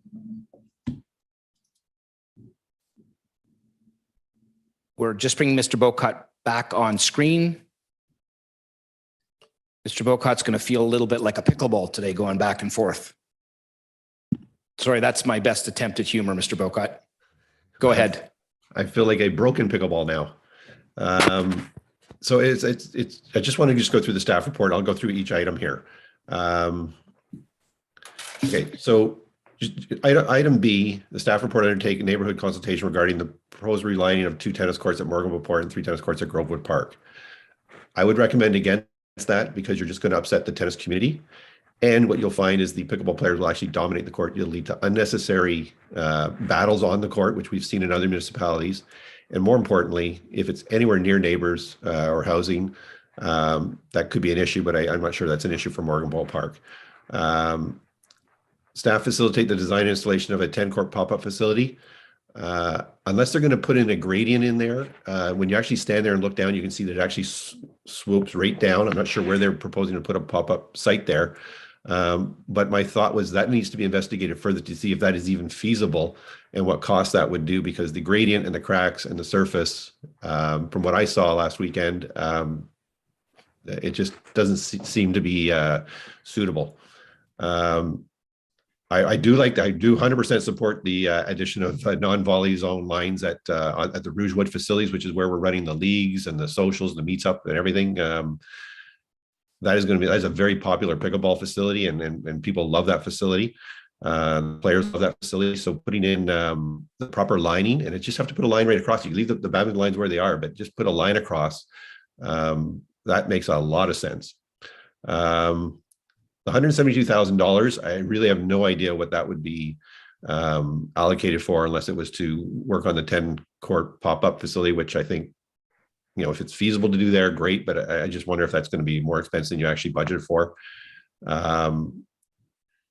The staff report talking about the 4 purpose-built courts. If you build the 4 purpose-built courts at Bayview, that's going to be great. They're going to be swamped with people. It's going to be very popular. You will deal with some issues around there with, I don't know how far set back they are from the houses, but they will become very popular. And assuming there's suitable parking, then that's a great start. But again, it will lead to a 20-court facility at some point down the road. So my thought was dispense with that, dispense with potentially annoying the neighbors, dispense with all the parking issues, the other stuff you have, and just get to a 20-court facility if that's even feasible. Where are we here? Item G, staff investigate a suitable location for a purpose-built multi-court community pickleball hub, considered such an endeavor through the city's budgeting process as soon as possible. That is the number one recommendation that I would support 100% if it had timelines attached to it. And again, we're not asking for a commitment to spend money. We're saying, what is the feasibility? Can this even be done? Do we even have the land available to do this? Otherwise, we're wasting a lot of time and effort when we come back and say we don't even have the land to do it. So why would we waste the money to do it? I believe we do, but that one item alone point of order, fixed up with a timeline attached to that and a non-financial commitment. Just Mr. Bocott, sorry, we have a point of order. Councillor DePaulo. Okay, I hadn't intended to do this because it's valuable input, but Mr. Clerk, correct me if I'm wrong, but our procedural bylaw expressly prohibits a delegate from entering or being a part of debate once a motion is on the floor. So I'm quite sure. I think that needs to be enforced, Mr. Chair. The wrap up is a 3-minute opportunity for the mover, not 3 minutes of hosting. So someone else to speak to his motion. Okay, hold. Just we need to get an answer to that. Mr. Clerk is looking. Thank you. Through Mr. Chair, section 5.5.6 of the procedure bylaw says, once the motion has been moved and seconded, there shall be no further public participation without leave of council. So there can't be unless all of council agrees or a majority of council agrees. Okay. So that is the correct. All right. Well, we have not done that. But I presume, Mr. Bocott, you're very close to being finished. I haven't finished. I just think that, okay. All right. I think there was a lot of stuff that we put out and I spoke to today that it seems like some people did not hear it. And Okay. And I think Thank this was you. not a commitment to spend money. So Thank you. that was the most, what I'd say. Thank you. Regional Local Councillor Pirelli, you can finish up. Oh, well, thank you, Mr. Chairman. I appreciate the opportunity. So I preferred that Mr. Bocott speak to the concerns he had with the staff recommendations. So through you, Mr. Chairman, to staff, now that you've heard Mr. Bocott's concerns regarding the pop-ups, what are your comments regarding that? Because I may consider putting that into my motion. Through you, Mr. Chairman. Sorry, Councillor, who are you directing that to? The staff person who wrote the report, making the Okay. recommendation that we put up the 10 pop-ups. Okay, we have Acting Commissioner Steele. Through you, Mr. Chair, I believe I can address that. Staff did review the site prior to making that recommendation. It's not perfect. There are some issues, but we wouldn't have put it forward unless we thought it was playable. So how will you be addressing the concerns brought up by Mr. Bocott? Is that where you're using part of the $172,000? Ms. Steele? Through you, Mr. Chair. Yes, some of the money is for establishing those courts and just consulting. So $150,000 for removable nets and various comfort elements. Sorry, I didn't understand the answer. The question was a grading issue for the pop-ups. Is that issue of grading that Mr. Bocott brought up going to be addressed? Ms. Steele? Through you, Mr. Chair. I'm not sure of the specifics, but we do have an amount allocated to fix those, to make courts there. I believe that they were deemed to be, the surface was deemed to be playable the way it is. So that was our assessment.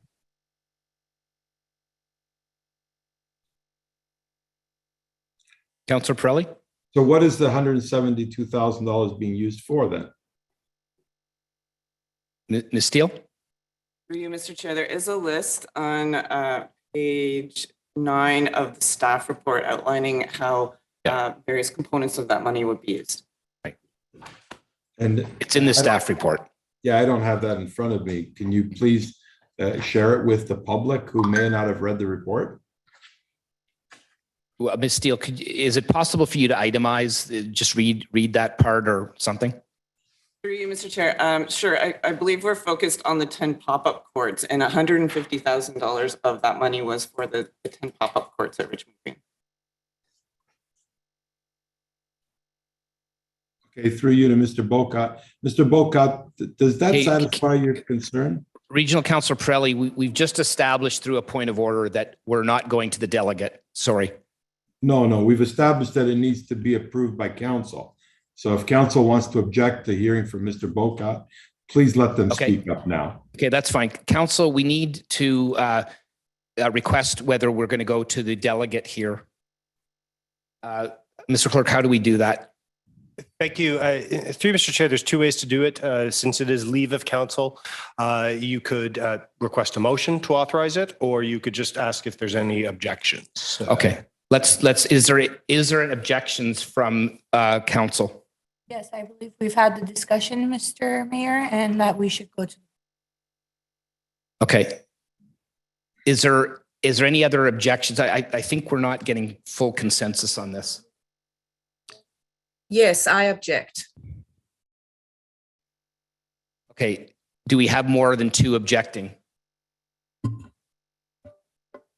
I object, but I think the process would be to have a vote. Yeah, I think we need to do that. We don't have a consensus. So, Mr. Clerk? Record the vote, please. Record the vote, sir. Thank you. Through you, Mr. Mayor, voting on a motion to grant leave for public participation during this motion. Councillor Silovitz? No. Thank you, Mayor West? No. Thank you, Councillor Chan? Sorry, Thank you. Regional Local Councillor DePaula. No. Thank you. Councillor Barros. Yes, please. Thank you. Regional Local Councillor Pirelli. Yes, please, and thank you. Thank you. Councillor Shepherd. Thank you. Councillor Munch. Councillor Munch, please. Councillor Munch, please. I do require your vote when it's called for, or I have to. I'll say, Or I have to declare you abstained. I'm going to say no. Thank you. Councillor Liu. No. Thank you. Leave is not granted. Okay, Councillor Pirelli, go ahead. Well, isn't that interesting? We don't want to hear from our residents. Unbelievable. Well, there you have the motion in front of you, ladies and gentlemen. Do with it as you please. I tried my best to try and resolve a solution that has been in the parks plan for 10 years that hasn't been resolved. All I keep hearing is objections and excuses from every member of council, with the exception of Councillor Barros and maybe Councillor Liu 50% of the time. This is a really sad moment in the history of Richmond Hill. We're woefully behind. We all agree to do this, but people just want to kick the can down the road. Nobody wants to make a commitment. And they don't even want to hear from the residents who spent their time coming here. They were shut down with this 5-minute draconian rule that you can't hear from residents for more than 5 minutes. This is what they call the dysfunctionality in Richmond Hill Council. When residents are shut down at the 5-minute mark, when you don't want to hear from them because it doesn't suit your agenda. Shame on those that voted not to hear from the residents. Point of order, Councillor There is no point Shepherd. of order. Yes, It's my there is turn to actually. speak, and I'm There's a speaking. point of order, Councillor Pirelli. There's a point of order. Councillor Shepherd. With all due respect, I believe that we've heard from the residents a number of times on the issue. Even when I wasn't part of council, there was an extremely long discussion. Staff have done their That's not a job. We've point had of the order. conversation. Okay. That's not My a point of order order. is we should follow the procedural bylaws. Delegations are given 5 minutes. As a matter of courtesy, it was extended. We should stick to the procedural bylaws. Thank Okay, you. thank you. That's not a point of order. Councillor, though that I is a want your point of order, ruling. we're supposed to be sticking to our procedures. want your ruling. Councillor Was that Pirelli, go ahead. Was that a point of order? Yes, it was. She was talking you about upheld sticking that. to procedures. Which Councillor Pirelli, go ahead. Which section of If I may, procedural bylaw did I Councillor violate? Pirelli, go ahead, continue with your Mr. comments. Chairman, what point of the procedural Through you, Mr. bylaw- Chair. It is actually section 9 of our council code of conduct, adherence to the procedural policies and bylaws. Thank you. Okay, What thank was you, the Councillor Pirelli. procedural bylaw? Councillor Pirelli, go ahead. What was the procedural bylaw that you upheld? You were making an accusation that we weren't following procedures. We I are never following said that. procedures. I never said. Councillor we were Pirelli, following procedures. go ahead. Where did I say that we weren't following procedures? Councillor Pirelli, go ahead with your comments. No, answer my question.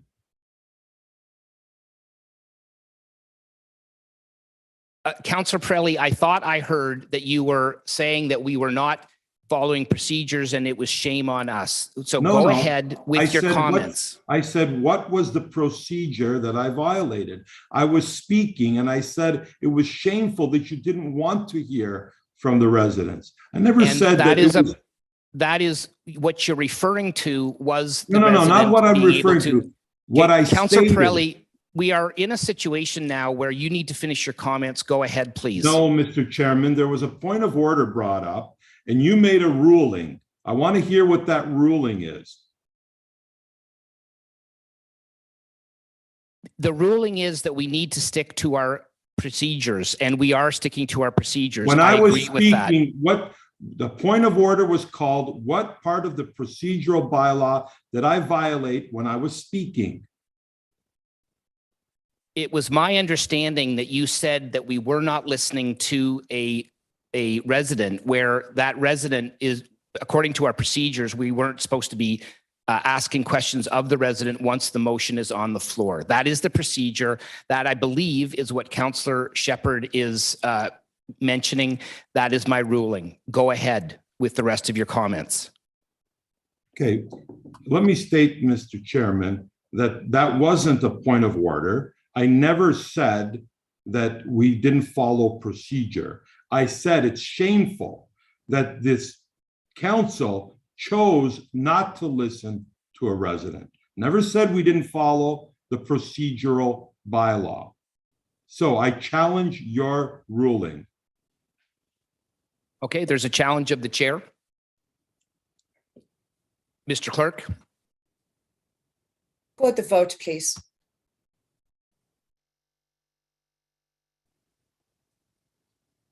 Voting on the challenge to the chair. If you support the chair's ruling, vote yes. If you don't support the chair's ruling, vote no. Councillor Silovitz. Yes. Thank you. Regional Local Councillor Pirelli. No, thank you. Thank you. Councillor Shepherd. Yes. Thank you. Councillor Liu. Yes. Thank you. Councillor Barros.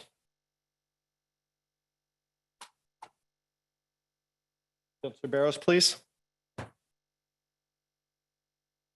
Yes. Thank you. Regional Local Councillor DePaula. Yes. Thank you. Councillor Munch. Yes. Thank you. Mayor West. Yes. Thank you. Councillor Chan. Yes. Thank you. The chair's ruling is sustained.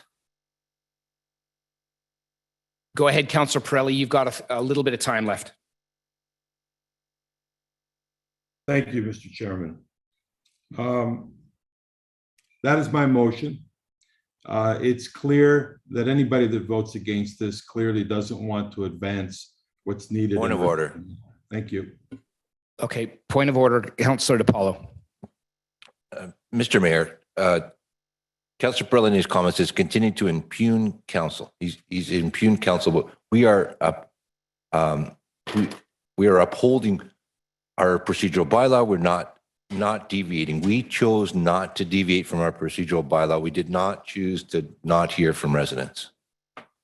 Okay, thank you. I agree. So we're now going to be calling the vote. Seeing no other speaker. Actually, there are no other speakers. That was Excuse me. reply. Sorry. Recorded vote. Councillor Silovitz. Go ahead, Mr. Clerk. Thank you. Voting on the motion moved by Regional Local Councillor Pirelli, seconded by Councillor Barros. Councillor Silovitz. No. Thank you. Councillor Munch. No. Thank you. Councillor Chan. Yes. Thank you. Regional Local Councillor Pirelli. Yes, please. Thank you. Mayor West. No. Thank you. Councillor Shepherd. No. Thank you. Councillor Barros. Yes. Thank you. Councillor Liu. Yes. Thank you. Regional Local Councillor DePaula. No. Thank you.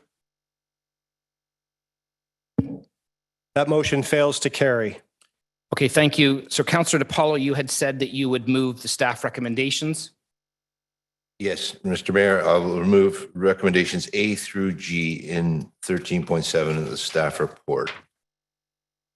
And I've already outlined the reasons why I think that's the best way forward for us to address both the short-term and long-term demand for pickleball. Okay, Councillor Silovitz, I see your card. You want to second that? I want to second that. Thank you. There's no further discussion on my end. Thank you. Is there any other discussion from members of council on the staff recommended main motion that is before us? Okay, seeing none. Councillor Pirelli, go ahead. I see your virtual hand up. Thank you, Mr. Chairman. Well, we're back to the staff recommendations and the motion before us. For the reasons that were brought up by Mr. Bocat and the challenges and the fact that it's not going through the budget process, as was highly recommended by Acting Mayor DePaula, of $172,000, I can't support this. This does not satisfy the needs of the community. It's putting a Band-Aid on a serious problem. It's more of what we've had before, and it doesn't, I think it causes more problems than it does good. Mr. Bocat was very clear that we're going to have serious issues at the Morgan Boyle and the Grovewood Park. And it seems that council's just ignoring the caution that he's put before us. I remind everybody who Mr. Bocat is. Mr. Bocat is not a person who's against tennis. Mr. Bocat was president of Richmond Hill Tennis at one point, was very instrumental. And if he's telling us that there's going to be a conflict between pickleball and tennis, I think we should really heed that advice, but it doesn't seem that we want to listen to that. So I'll just be voting against this. Thank you. Thank you. Councillor Munch. So great discussion. We have different points of view. I'm again, kind of a little bit on the fence. So many items here. Thank you for the staff report. Good discussion. You know, point B, the staff undertake neighborhood consultation. I really would like to separate right there. But regarding the proposed realignment of 2 tennis courts at Morgan Boyle Park, there are in fact 82, although the staff report says 81 of our tennis strategies, actually 82 courts and tennis courts in Richmond Hill. And there are many options. And as the motion that failed earlier talked about being near transit hubs and have you, that's another discussion. Again, that was a bit of a flawed because I didn't want to go into the definitions of that. So I do like the idea of expansion. Looking at Morgan Boyle Park just went through a massive investment in the last 10 years. And it's a little bit unfortunate that here we are talking about realignment, a major investment, when we have places like Elgin Barrow Arena that is in realignment for well over 5 years now, and it's kind of on hold. That would fit another opportunity, and seeing that there's pickleball already there. So I'm sad to see that we didn't have that wholesome approach across all wards, meeting all the needs along some of the lines. So that's why I'm on the fence with these very specific. For that reason, unless this is split up, maybe I'll make a recommendation that we split B to B plus or BC or how you want to flip it up. But staff undertake a consultation, and then after that you put also specifically have regarding the proposing realignment. Then that's favorable, because to say only that we're doing one particular park, it doesn't work. It doesn't work financially if we're a government that just wants to continue to spend money irresponsibly, because I'm going to say to you, having been in that business, there's no way it makes any feasibility. So sorry. And I'm not the only one that said that. There are many people who called me who are experts in the industry, not just local advocates, but actually experts in the industry. I received several phone calls from the leading people worldwide. And I just say to you, I'm happy to talk about it. I don't really want to get into it because I just don't want to get into the political side of this discussion. My focus is developing a great opportunity for the residents for this long term. And I think that this motion missed that opportunity because it didn't give a wholesome approach to a collaborative process. So if we want, I would make an amendment to at least give me the opportunity to approve something. A consultation on one specific asset of all of Richmond Hill for a facility that doesn't warrant it. Really hard to stomach that for me. I'm not opposed to Morgan Boyle Park. I play there often, but I can't support the way it is. So I'm going to suggest I move an amendment where B gets broken up, where it says the staff undertake neighborhood consultation, and then from there, I'm not sure if I'll follow you what you think on that. Oh, okay, I don't think we need an amendment, but I think we can separate it. Is that what you mean, Councillor? Well, the problem is there's one paragraph with 2 issues in it. One says with staff are undertaking a neighborhood consultation, and then they've bridged it in language regarding the proposed realignment of 2 tennis courts Morgan. That is very specific. I would like to have a community consultation. That's not here. This says it's only a consultation to one element. I believe we need to have a community consultation for everything. So this is only saying a consultation regarding a proposed 2-court facility at Morgan Boyle Park and 3 tennis courts. And I think it's very, very specific on those 2 items. Meanwhile, there's others. So that's why I'm saying, for me, it'd really be good to there's 3 things in there: Morgan Boyle, Roland, and consultation in 1B. That's a pretty, that's a make or break for me. Okay, I'm not entirely positive what the actionable item is here, Councillor Munch. We're doing a consultation specifically about 2 items: Morgan Boyle Park and Grove. So are you suggesting that we need to have consultations with other items as well? Just a neighborhood consultation, period. About what? About pickleball. This is about pickleball. So you want people to talk about a neighborhood consultation about pickleball throughout Richmond Hill. And then also you want to have one specific consultation with regard to Morgan Boyle Park and Greenwood. Fantastic. But this eliminates neighborhood consultation outside of those 2. The one thing I would, again, in an effort to be helpful and address this, the key directions report that we're currently working on for the Recreation Culture Master Plan has a significant component of neighborhood consultation that we've done, and pickleball was one of the things that we consulted on. So I think we've had the consultations. This is really just about the consultation about the 2 courts in question. Sorry, that's my point. We're at a point today where we're at about moving a significant direction for this municipality, and we're now giving a specific direction. We've had a lot of issues the last 2 months about language and what people are doing and not doing. And I've heard a lot about conjecture and definition, which I'm shocked at the level. Here's an example where we need to have a neighborhood consultation totally about getting it right. And we're not doing, I don't believe we're doing that here. Okay, well, Councillor, I'm not sure how, you'll have to help, you have to put forward something because I'm not really sure. So a consultation to a period. The staff would take a neighborhood consultation on pickleball, boom.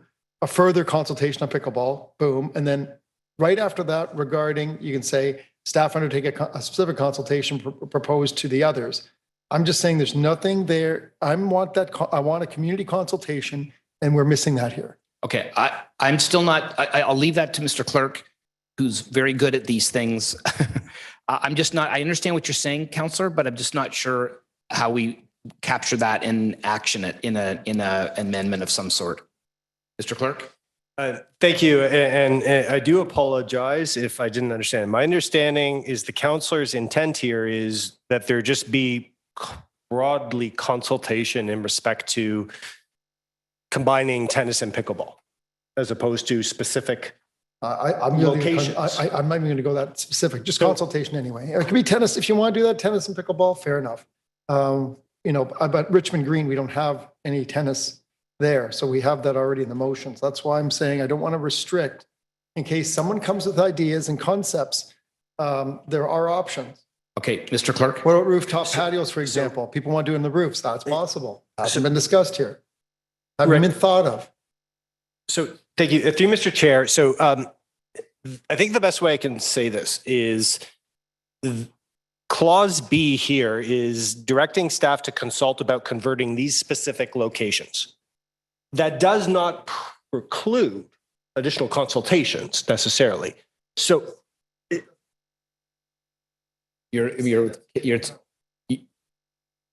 there's no, that's my point. Okay. So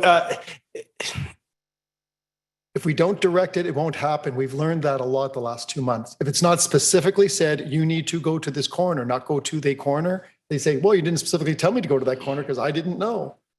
So I want to be very clear, the language, so that this council knows what to expect from staff. Okay. So thank you. I understand, Councillor. I guess the challenge is that, is that if we limit this clause, staff have no direction. If you're telling them, if because if we're going to make an amendment here, I want to make sure that we get it absolutely correct. If you just tell staff to undertake consultation, there is actually, or community consultation or neighborhood consultation, staff actually would not have the direction required. Beyond, like, this actually is, the clause B is very specific. Okay, so how about this? Can we change the word regarding to including?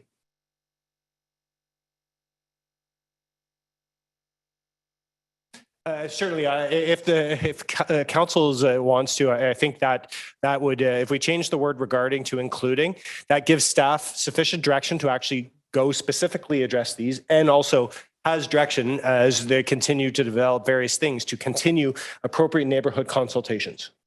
Perfect. So, okay, does that work? Thank you. I don't really see this. Does we could Mr. Mayor, I'd be willing to change what I've moved here to include including instead of. All right, that would save us going through a round. Does that work for you, Formal Councillor amendment. I will. Okay, thank you. I support that. All right. All right, Mr. Clerk, if you make that change, and then I think we have exhausted our speakers list. Oh, sorry, Councillor Chan, that's not correct. Oh, Councillor Liu, I'm sorry, I see you as well. You'll be after Councillor Chan. My turn? Thank you. Go ahead. Thank you, Mr. Mayor. As I indicated earlier, that's why I moved for amendments initially to the main motion that was defeated, because my intent is to support that the continuing growth, particular popular sport, pickleball, with more players on board. So while waiting for in now item G, for staff to come back as soon as possible to find the super location, which in my view is also the previously defeated motion was trying to get at, with more prescribed information. So I have every intent, and as shown in the previous amendment to the other motion, to support all of this. And I think to highlight very importantly, with the exception which I just mentioned, a G as soon as possible, without an explicit timeline, every single item, B, C, have timelines. Now, where feasible in Rougewood, that may be saying that, okay, is still a bit uncertainty. So, and also with F, and I asked a question specifically, and thank you staff for report, and thank you Councillor New for assurances that it will be continuing, because we need more courts for pickleball players so that they can have fun at both the King's College Park in Ward 6, as well as other parks such as Town Park and other places within the city. So again, I am in support of this motion in front of us. After all, I have made amendments all the way from A to F previously, and I'll be remiss if I don't take this opportunity to thank staff for the hard work, as indicated by previous speakers. They're really working hard since the members' motion is moved back in March and come back as soon as they can today. And thank you, Mr. Michael Olcott, for your advocacy. And I appreciate you also contacting me and talk to me before the meeting. Thank you very much, Mr. Mayor. Okay, thank you, Councillor. We've got Councillor Liu. Thank you, Mr. Chair. When time comes, I would like to have B, C, and E separated, please. But before that, I would like to make an amendment on G. We just heard from Councillor Chan, and I heard it loud and clear from Mr. Mike Bolcourt, representing the pickleball community. They're looking at a commitment of timeline. And after listening to staff in the previous discussion that they are ready to bring something back before summer recess, I would like to change as soon as possible to before summer recess on G. So this is the amendment I would like to propose. Okay. Hold on one second, Councillor. We're just okay,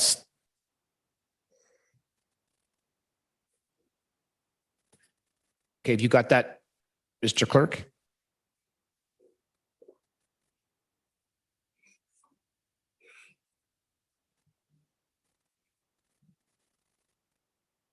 Okay.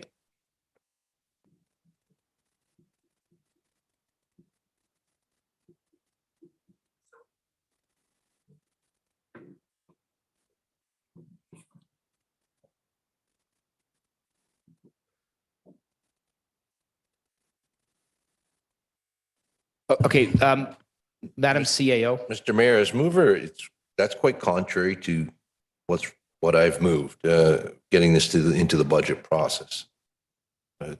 Okay, Councillor, do you understand that rationale? Councillor DiPaolo, as the mover of the motion, was suggesting that that's contrary because it would bypass the budget process, which is an important part of this this motion.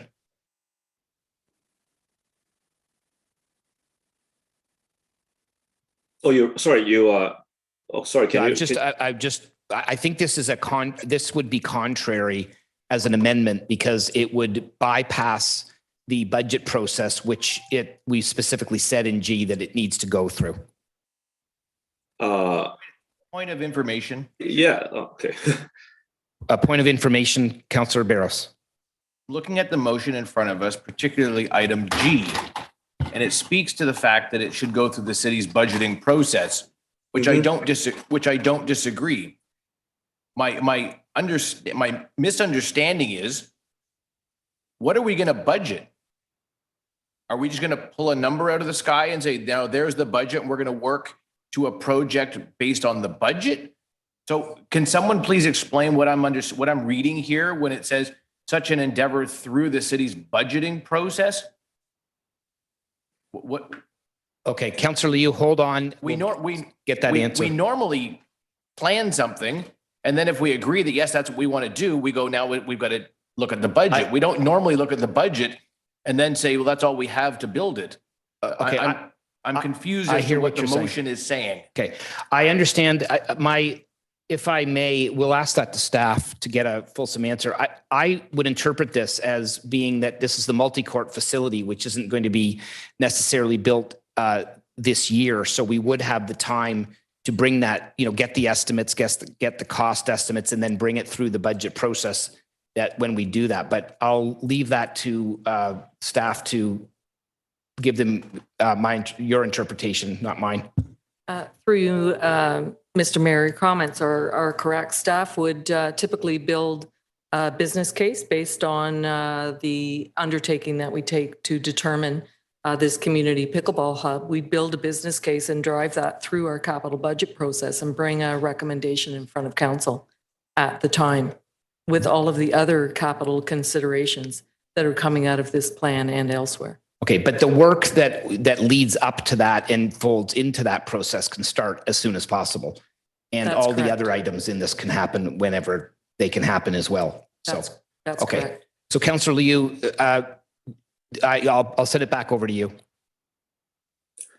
So your ruling is my amendment is in contrary to the existing G, correct? Yes. Okay. Even though I don't see that, because my intent is not bypassing the budgeting process, but we can always report back and then refer it to the budgeting process. But well, if that's your ruling, that's fine with me. Thank you. I still, when time comes, I would like to have B, C, and E separated, please. Sorry, Councillor Liu, B, C, and E? Correct. Did you say? Okay, Yes. Thank you. Okay, Councillor Barros. Thank you. I'd like to move an amendment. And we're looking at G. That staff investigate a suitable location for a purpose-built multi-court community pickleball hub, comma, report back to council before or during the summer recess. So that's what I've added. And then it continues, and consider such an endeavor through the city's budgeting process as soon as possible. So I think that clearly lies out that council would like an update before it goes through the budget process. So staff is going to come back in soon time to say, here's some suitable locations that we found. and here's a high level de-estimate of what we think it might cost. And council will then say, yep, I like that. Keep going, to which then staff will contemplate a complete build out of a plan, and that'll go to the budget process. I think what we wouldn't want to see happen is we all just wait until it comes to the budget process. And at that point, we then say to staff, yeah, I don't like that, try again. So I think just, one extra, touch point there, and there may be other touch points, but that could be one touch point while this is still a hot topic in front of us, to have a bit more input before they build out that entire plan. Not that we don't have trust in staff, just an opportunity for the public and council to touch it again. Thank you. Okay, thank you. So, Point of order? Regional Local Councillor Pirelli, point of order.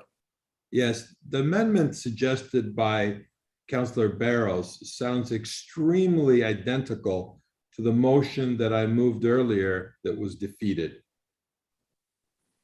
I don't think it's appropriate. Although I agree with it, I just don't think it's procedurally correct unless we have a motion to reconsider. I guess the only thing I would say is that the motion that you moved, Councillor, didn't include the detail that this motion includes.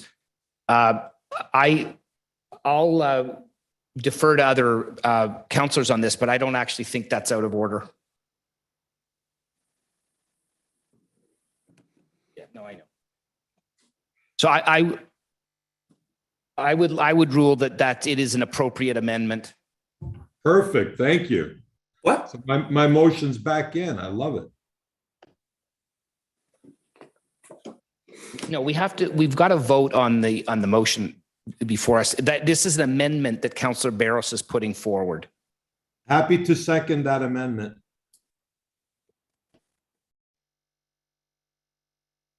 Okay, Councillor DiPaolo, you had your hand up. Okay. Thank you, Mayor West. So I'm not going to support this amendment. Now, the council has taken quite a bit of time, the good part of the entire morning. We do have 16 delegates on indoor soccer to deal with next. And all this will do is open up another round of council to go through this all again when we are essentially in agreement, when we've determined some very, if this motion were to pass, we've determined some very specific course of action. And the budget process is a process, and the process includes council the entire way. There's no reason that we as a council are we're telling staff to go out and investigate a purpose-built multi-court facility, and through the budget process, they will be reporting. They will be reporting to council. So I'm against this amendment. We do not have to do another 3-hour round at council prior to the summer recess to assure the residents of Richmond Hill that we are on track to get this going. And I have complete trust in our staff that they don't have to. This comprehensive report that was put together in I think it's 2 to maybe 4 weeks is absolutely sufficient. They don't need to do this again next month. Thanks, Mr. Mayor. Okay, thank you. We don't have a seconder for this. Councillor Pirelli, you had indicated you would second this.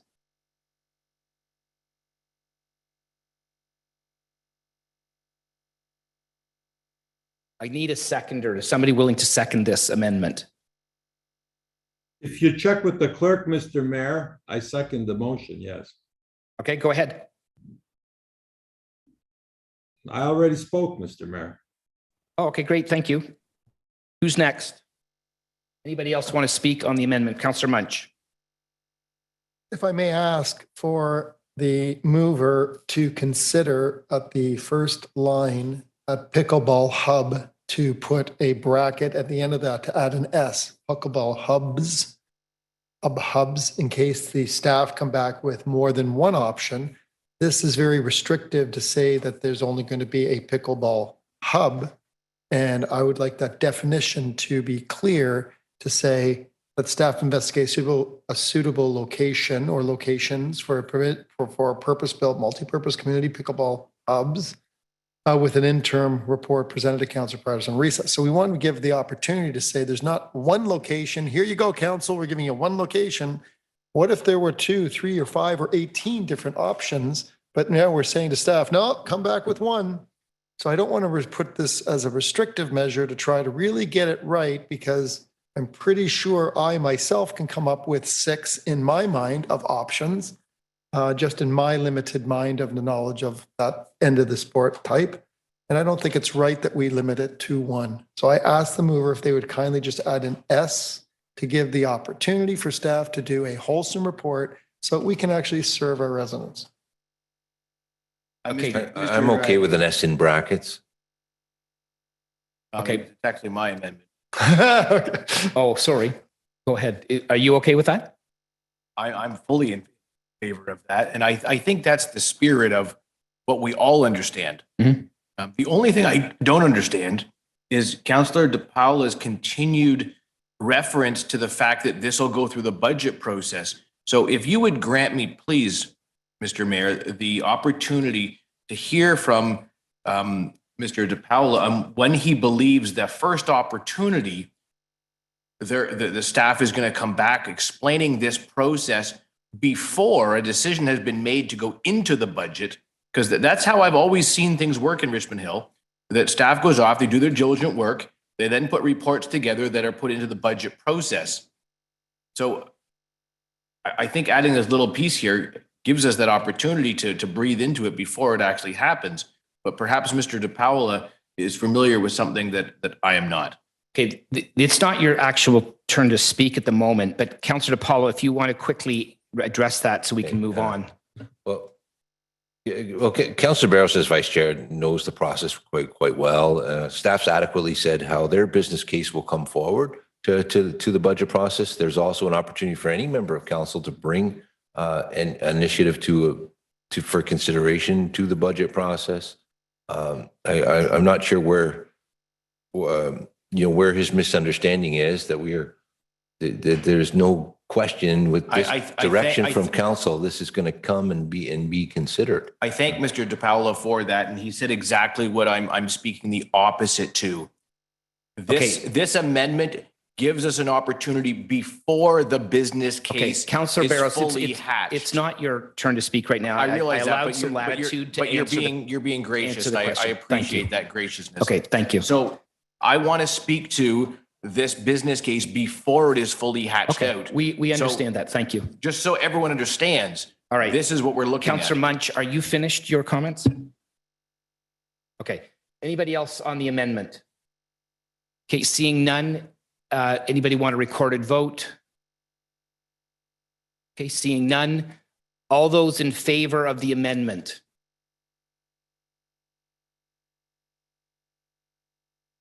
Okay, opposed? Okay, you know what? I think we better call a recorded vote because I don't have Councillor Pirelli on screen.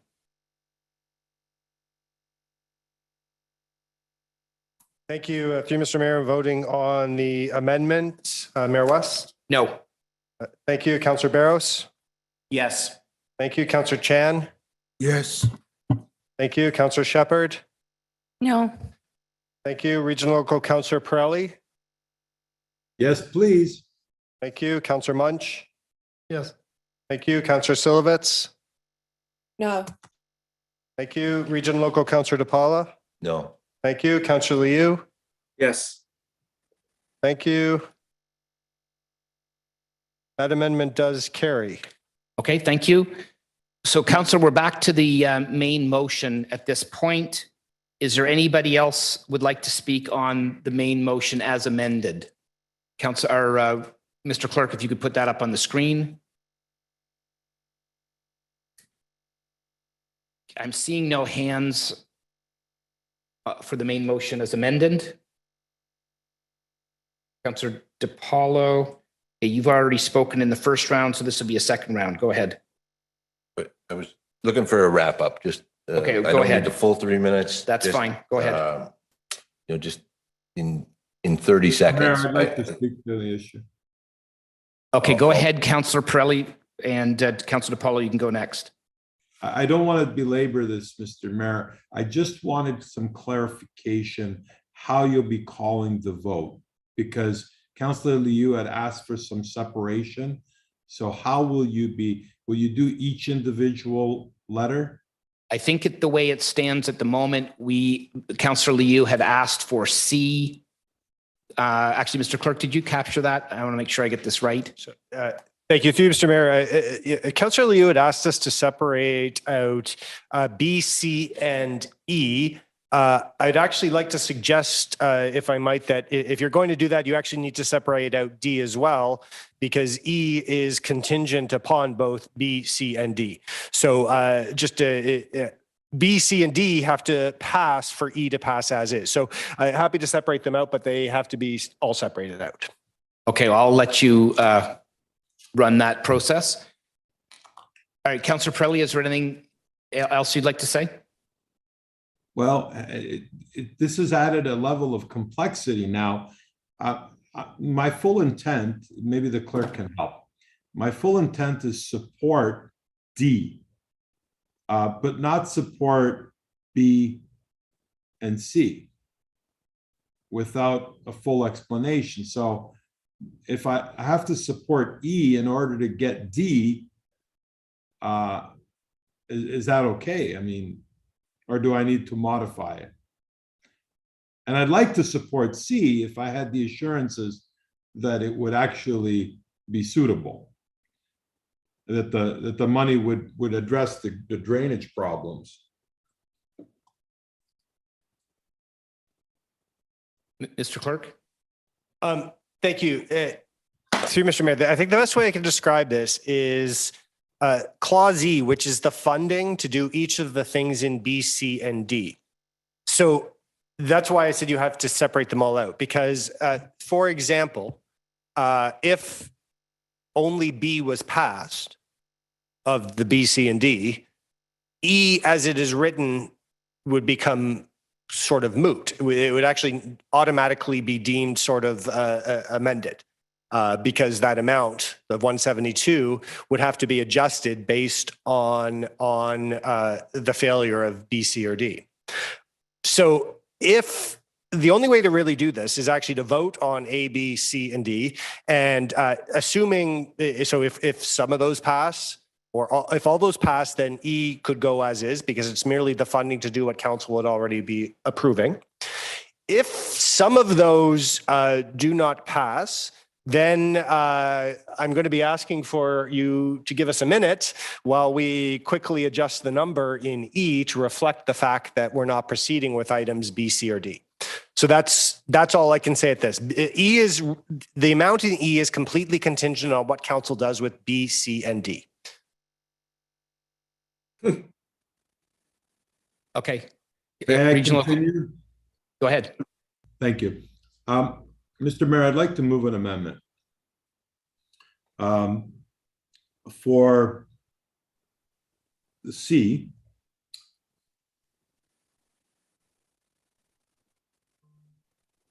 It says that staff facilitate the design and installation of approximately 10 pop-up pickleball courts in the snow storage areas of Richmond Green Park to facilitate play by third quarter if possible. See, the if possible to me, is that referring to the timeline, or if it's suitable in terms of the grading? So since I don't have the ability to ask Mr. Bocott at this time, what he discovered there, I'm going to add an amendment that staff facilitate the design and installation of the 10 pickleball courts in the snow storage area of the Richmond Hill to facilitate play in the third quarter if and only if the grading issue is properly addressed.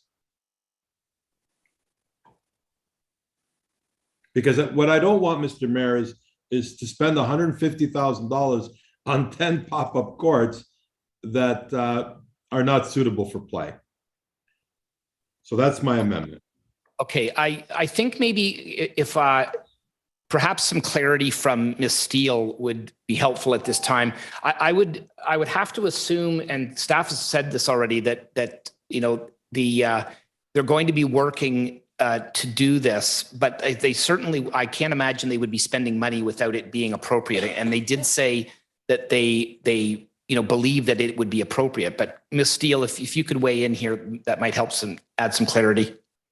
Through you, Mr. Chair. Yes, I have consulted staff during this discussion, and it's a fairly large area in Richmond Green there where the snow storage is, and we have found a location within that is relatively even and well graded, and that is playable. So that is what we are intending to.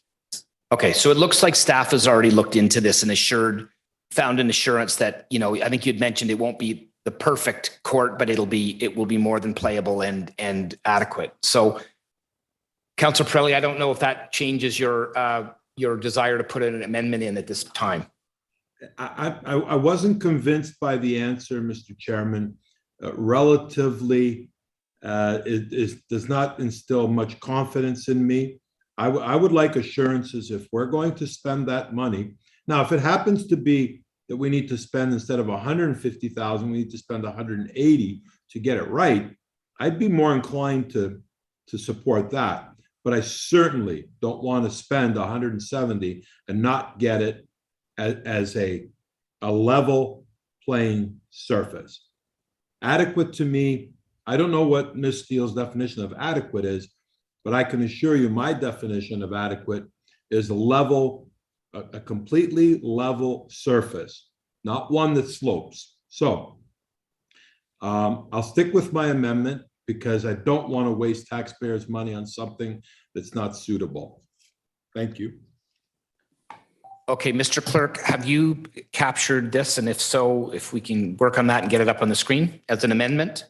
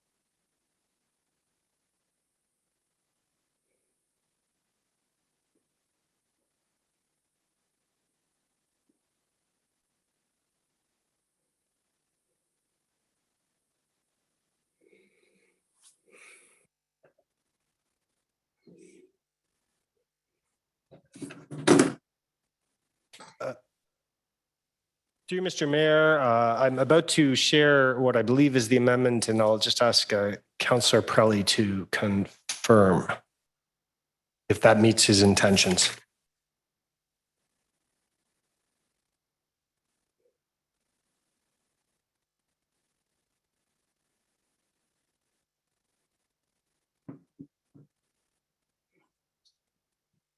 Yes, Mr. Clerk, thank you so much. Okay, so we have an amendment. We need a seconder for that. I don't see a seconder.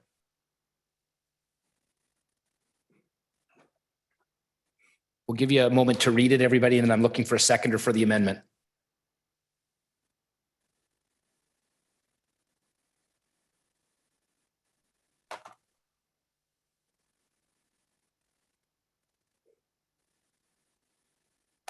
Okay, I don't have a seconder for the amendment.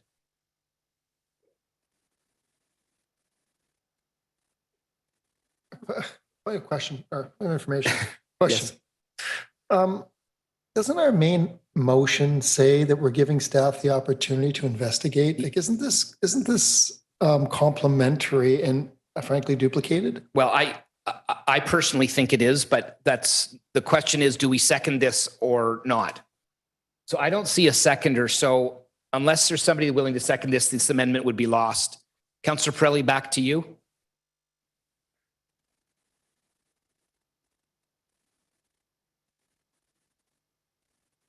Well, thank you, Mr. Chairman. I just thought that, we'd like to make sure that the surface was suitable for play after we spent 150,000. But I guess couldn't get a seconder. So I guess we'll take our chances and hope that when it's all said and done, that we didn't waste the money. Thank you. Okay, thank you. I'm sure our staff has heard the comments and is going to make double sure that we're doing a good job. So we now have the main motion. Councillor Apollo, you had said that you wanted to wrap up. Thank you, Mr. Mayor. Very quickly, very confident that courts built will be up to standard, up to pickleball standards, and the best job will be done in the time available. And just to recap what we've got, this summer, we're going to have 10 pickleball courts. We're going to be investigating up to 5 additional courts for next summer. First, we're going to consult with the residents around those 2 parks that are proposed. We are going to continue with the 4 courts proposed in phase 1 of the revitalization of Bayview Hill. So that will occur. And then we're going to look at additional opportunities at Rouge Woods. And, we're going to allocate today the $172,000 in funding to make all of that happen. And right away and right now, our staff is going to endeavor to provide and build a business case for a multi-court facility that's going to come to our budget process. I really want to thank staff for all the work that they've done, and I think we've really adequately and very well addressed the sort of pop-up demand that's happened around pickleball. Every municipality is grappling with it. It's fast growing, but we have to do the right thing. We have to do it in concert with what our staff feels they can do. I think it's quite an imposition on them, but it's now part of the motion. Council agreed to have them report to us again. Just a brief update, I think, is all that's required on the status of that multi-court facility going to budget, because that's another tall ask. But I thank our staff that have got this recommendation in front of us. I hope we can all support it, and I think we're more than adequately addressing, given all the parameters and constraints that we have, Mr. Mayor. I think we're very adequately addressing this demand that has surfaced only recently. Thank you.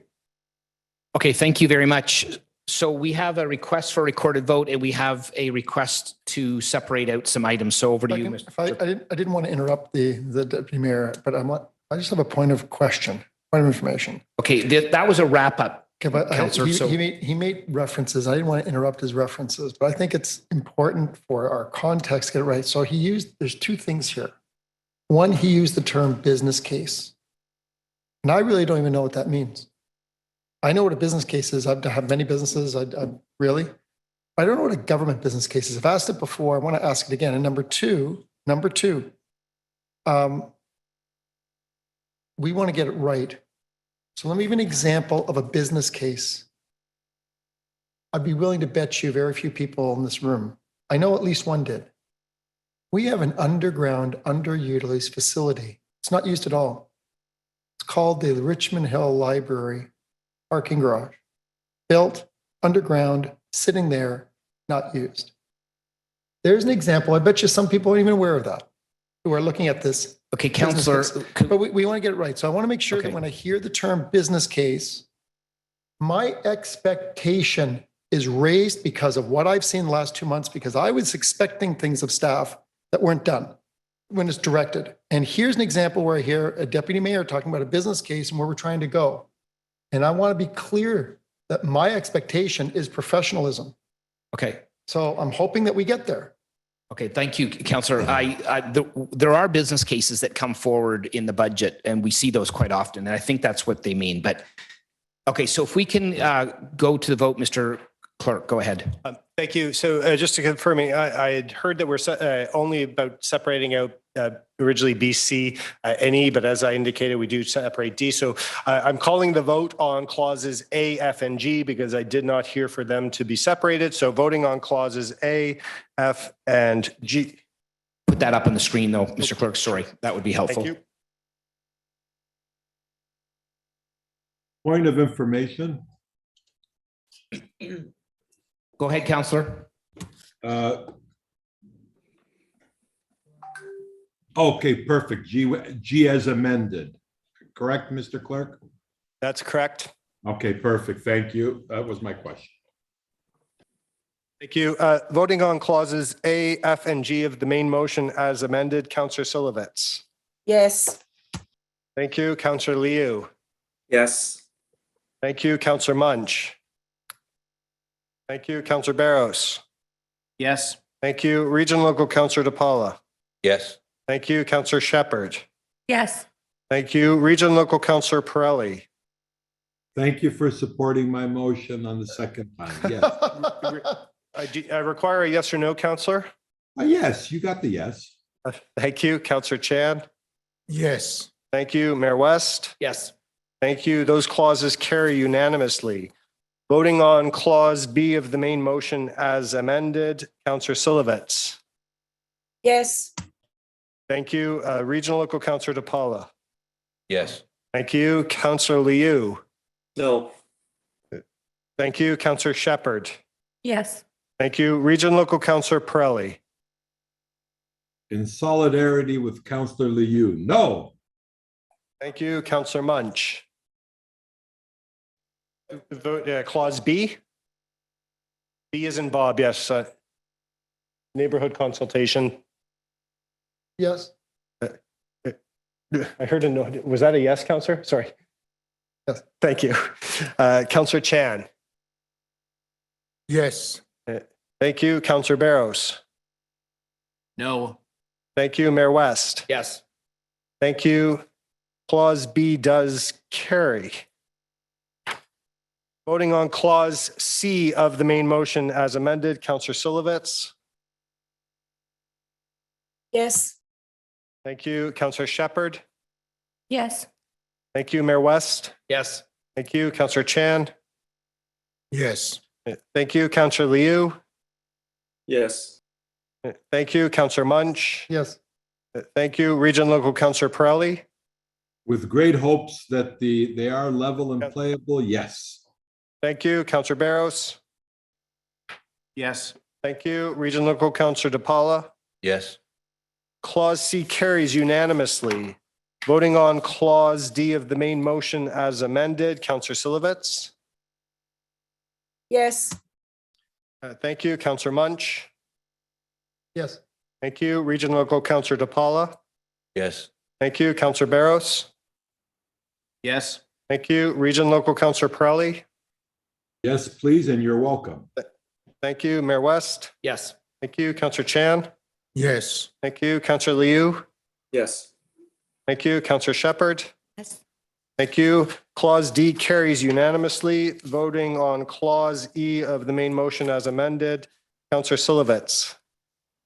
Yes. Thank you. Mayor West. Yes. Thank you. Region Local Councillor DePaula. Yes. Thank you. Region Local Councillor Pirelli. Yes, please. Thank you. Councillor Barros. Yes. Thank you. Councillor Chan. Yes. Thank you. Councillor Munch. Yes. Thank you. Councillor Liu. Yes. Thank you. Councillor Shepherd. Yes. Thank you. That clause is carried unanimously and the entire motion is carried. Okay, thank you. So it's 12:10. I think we probably need a recess at this point in time. Is there anybody that would object to that? Seeing smiles only. I would suggest that why don't we recess till 10 minutes after 1? If we have a long agenda still ahead of us and lots of delegations. So if we can be back here by then, that would be great. Thank you.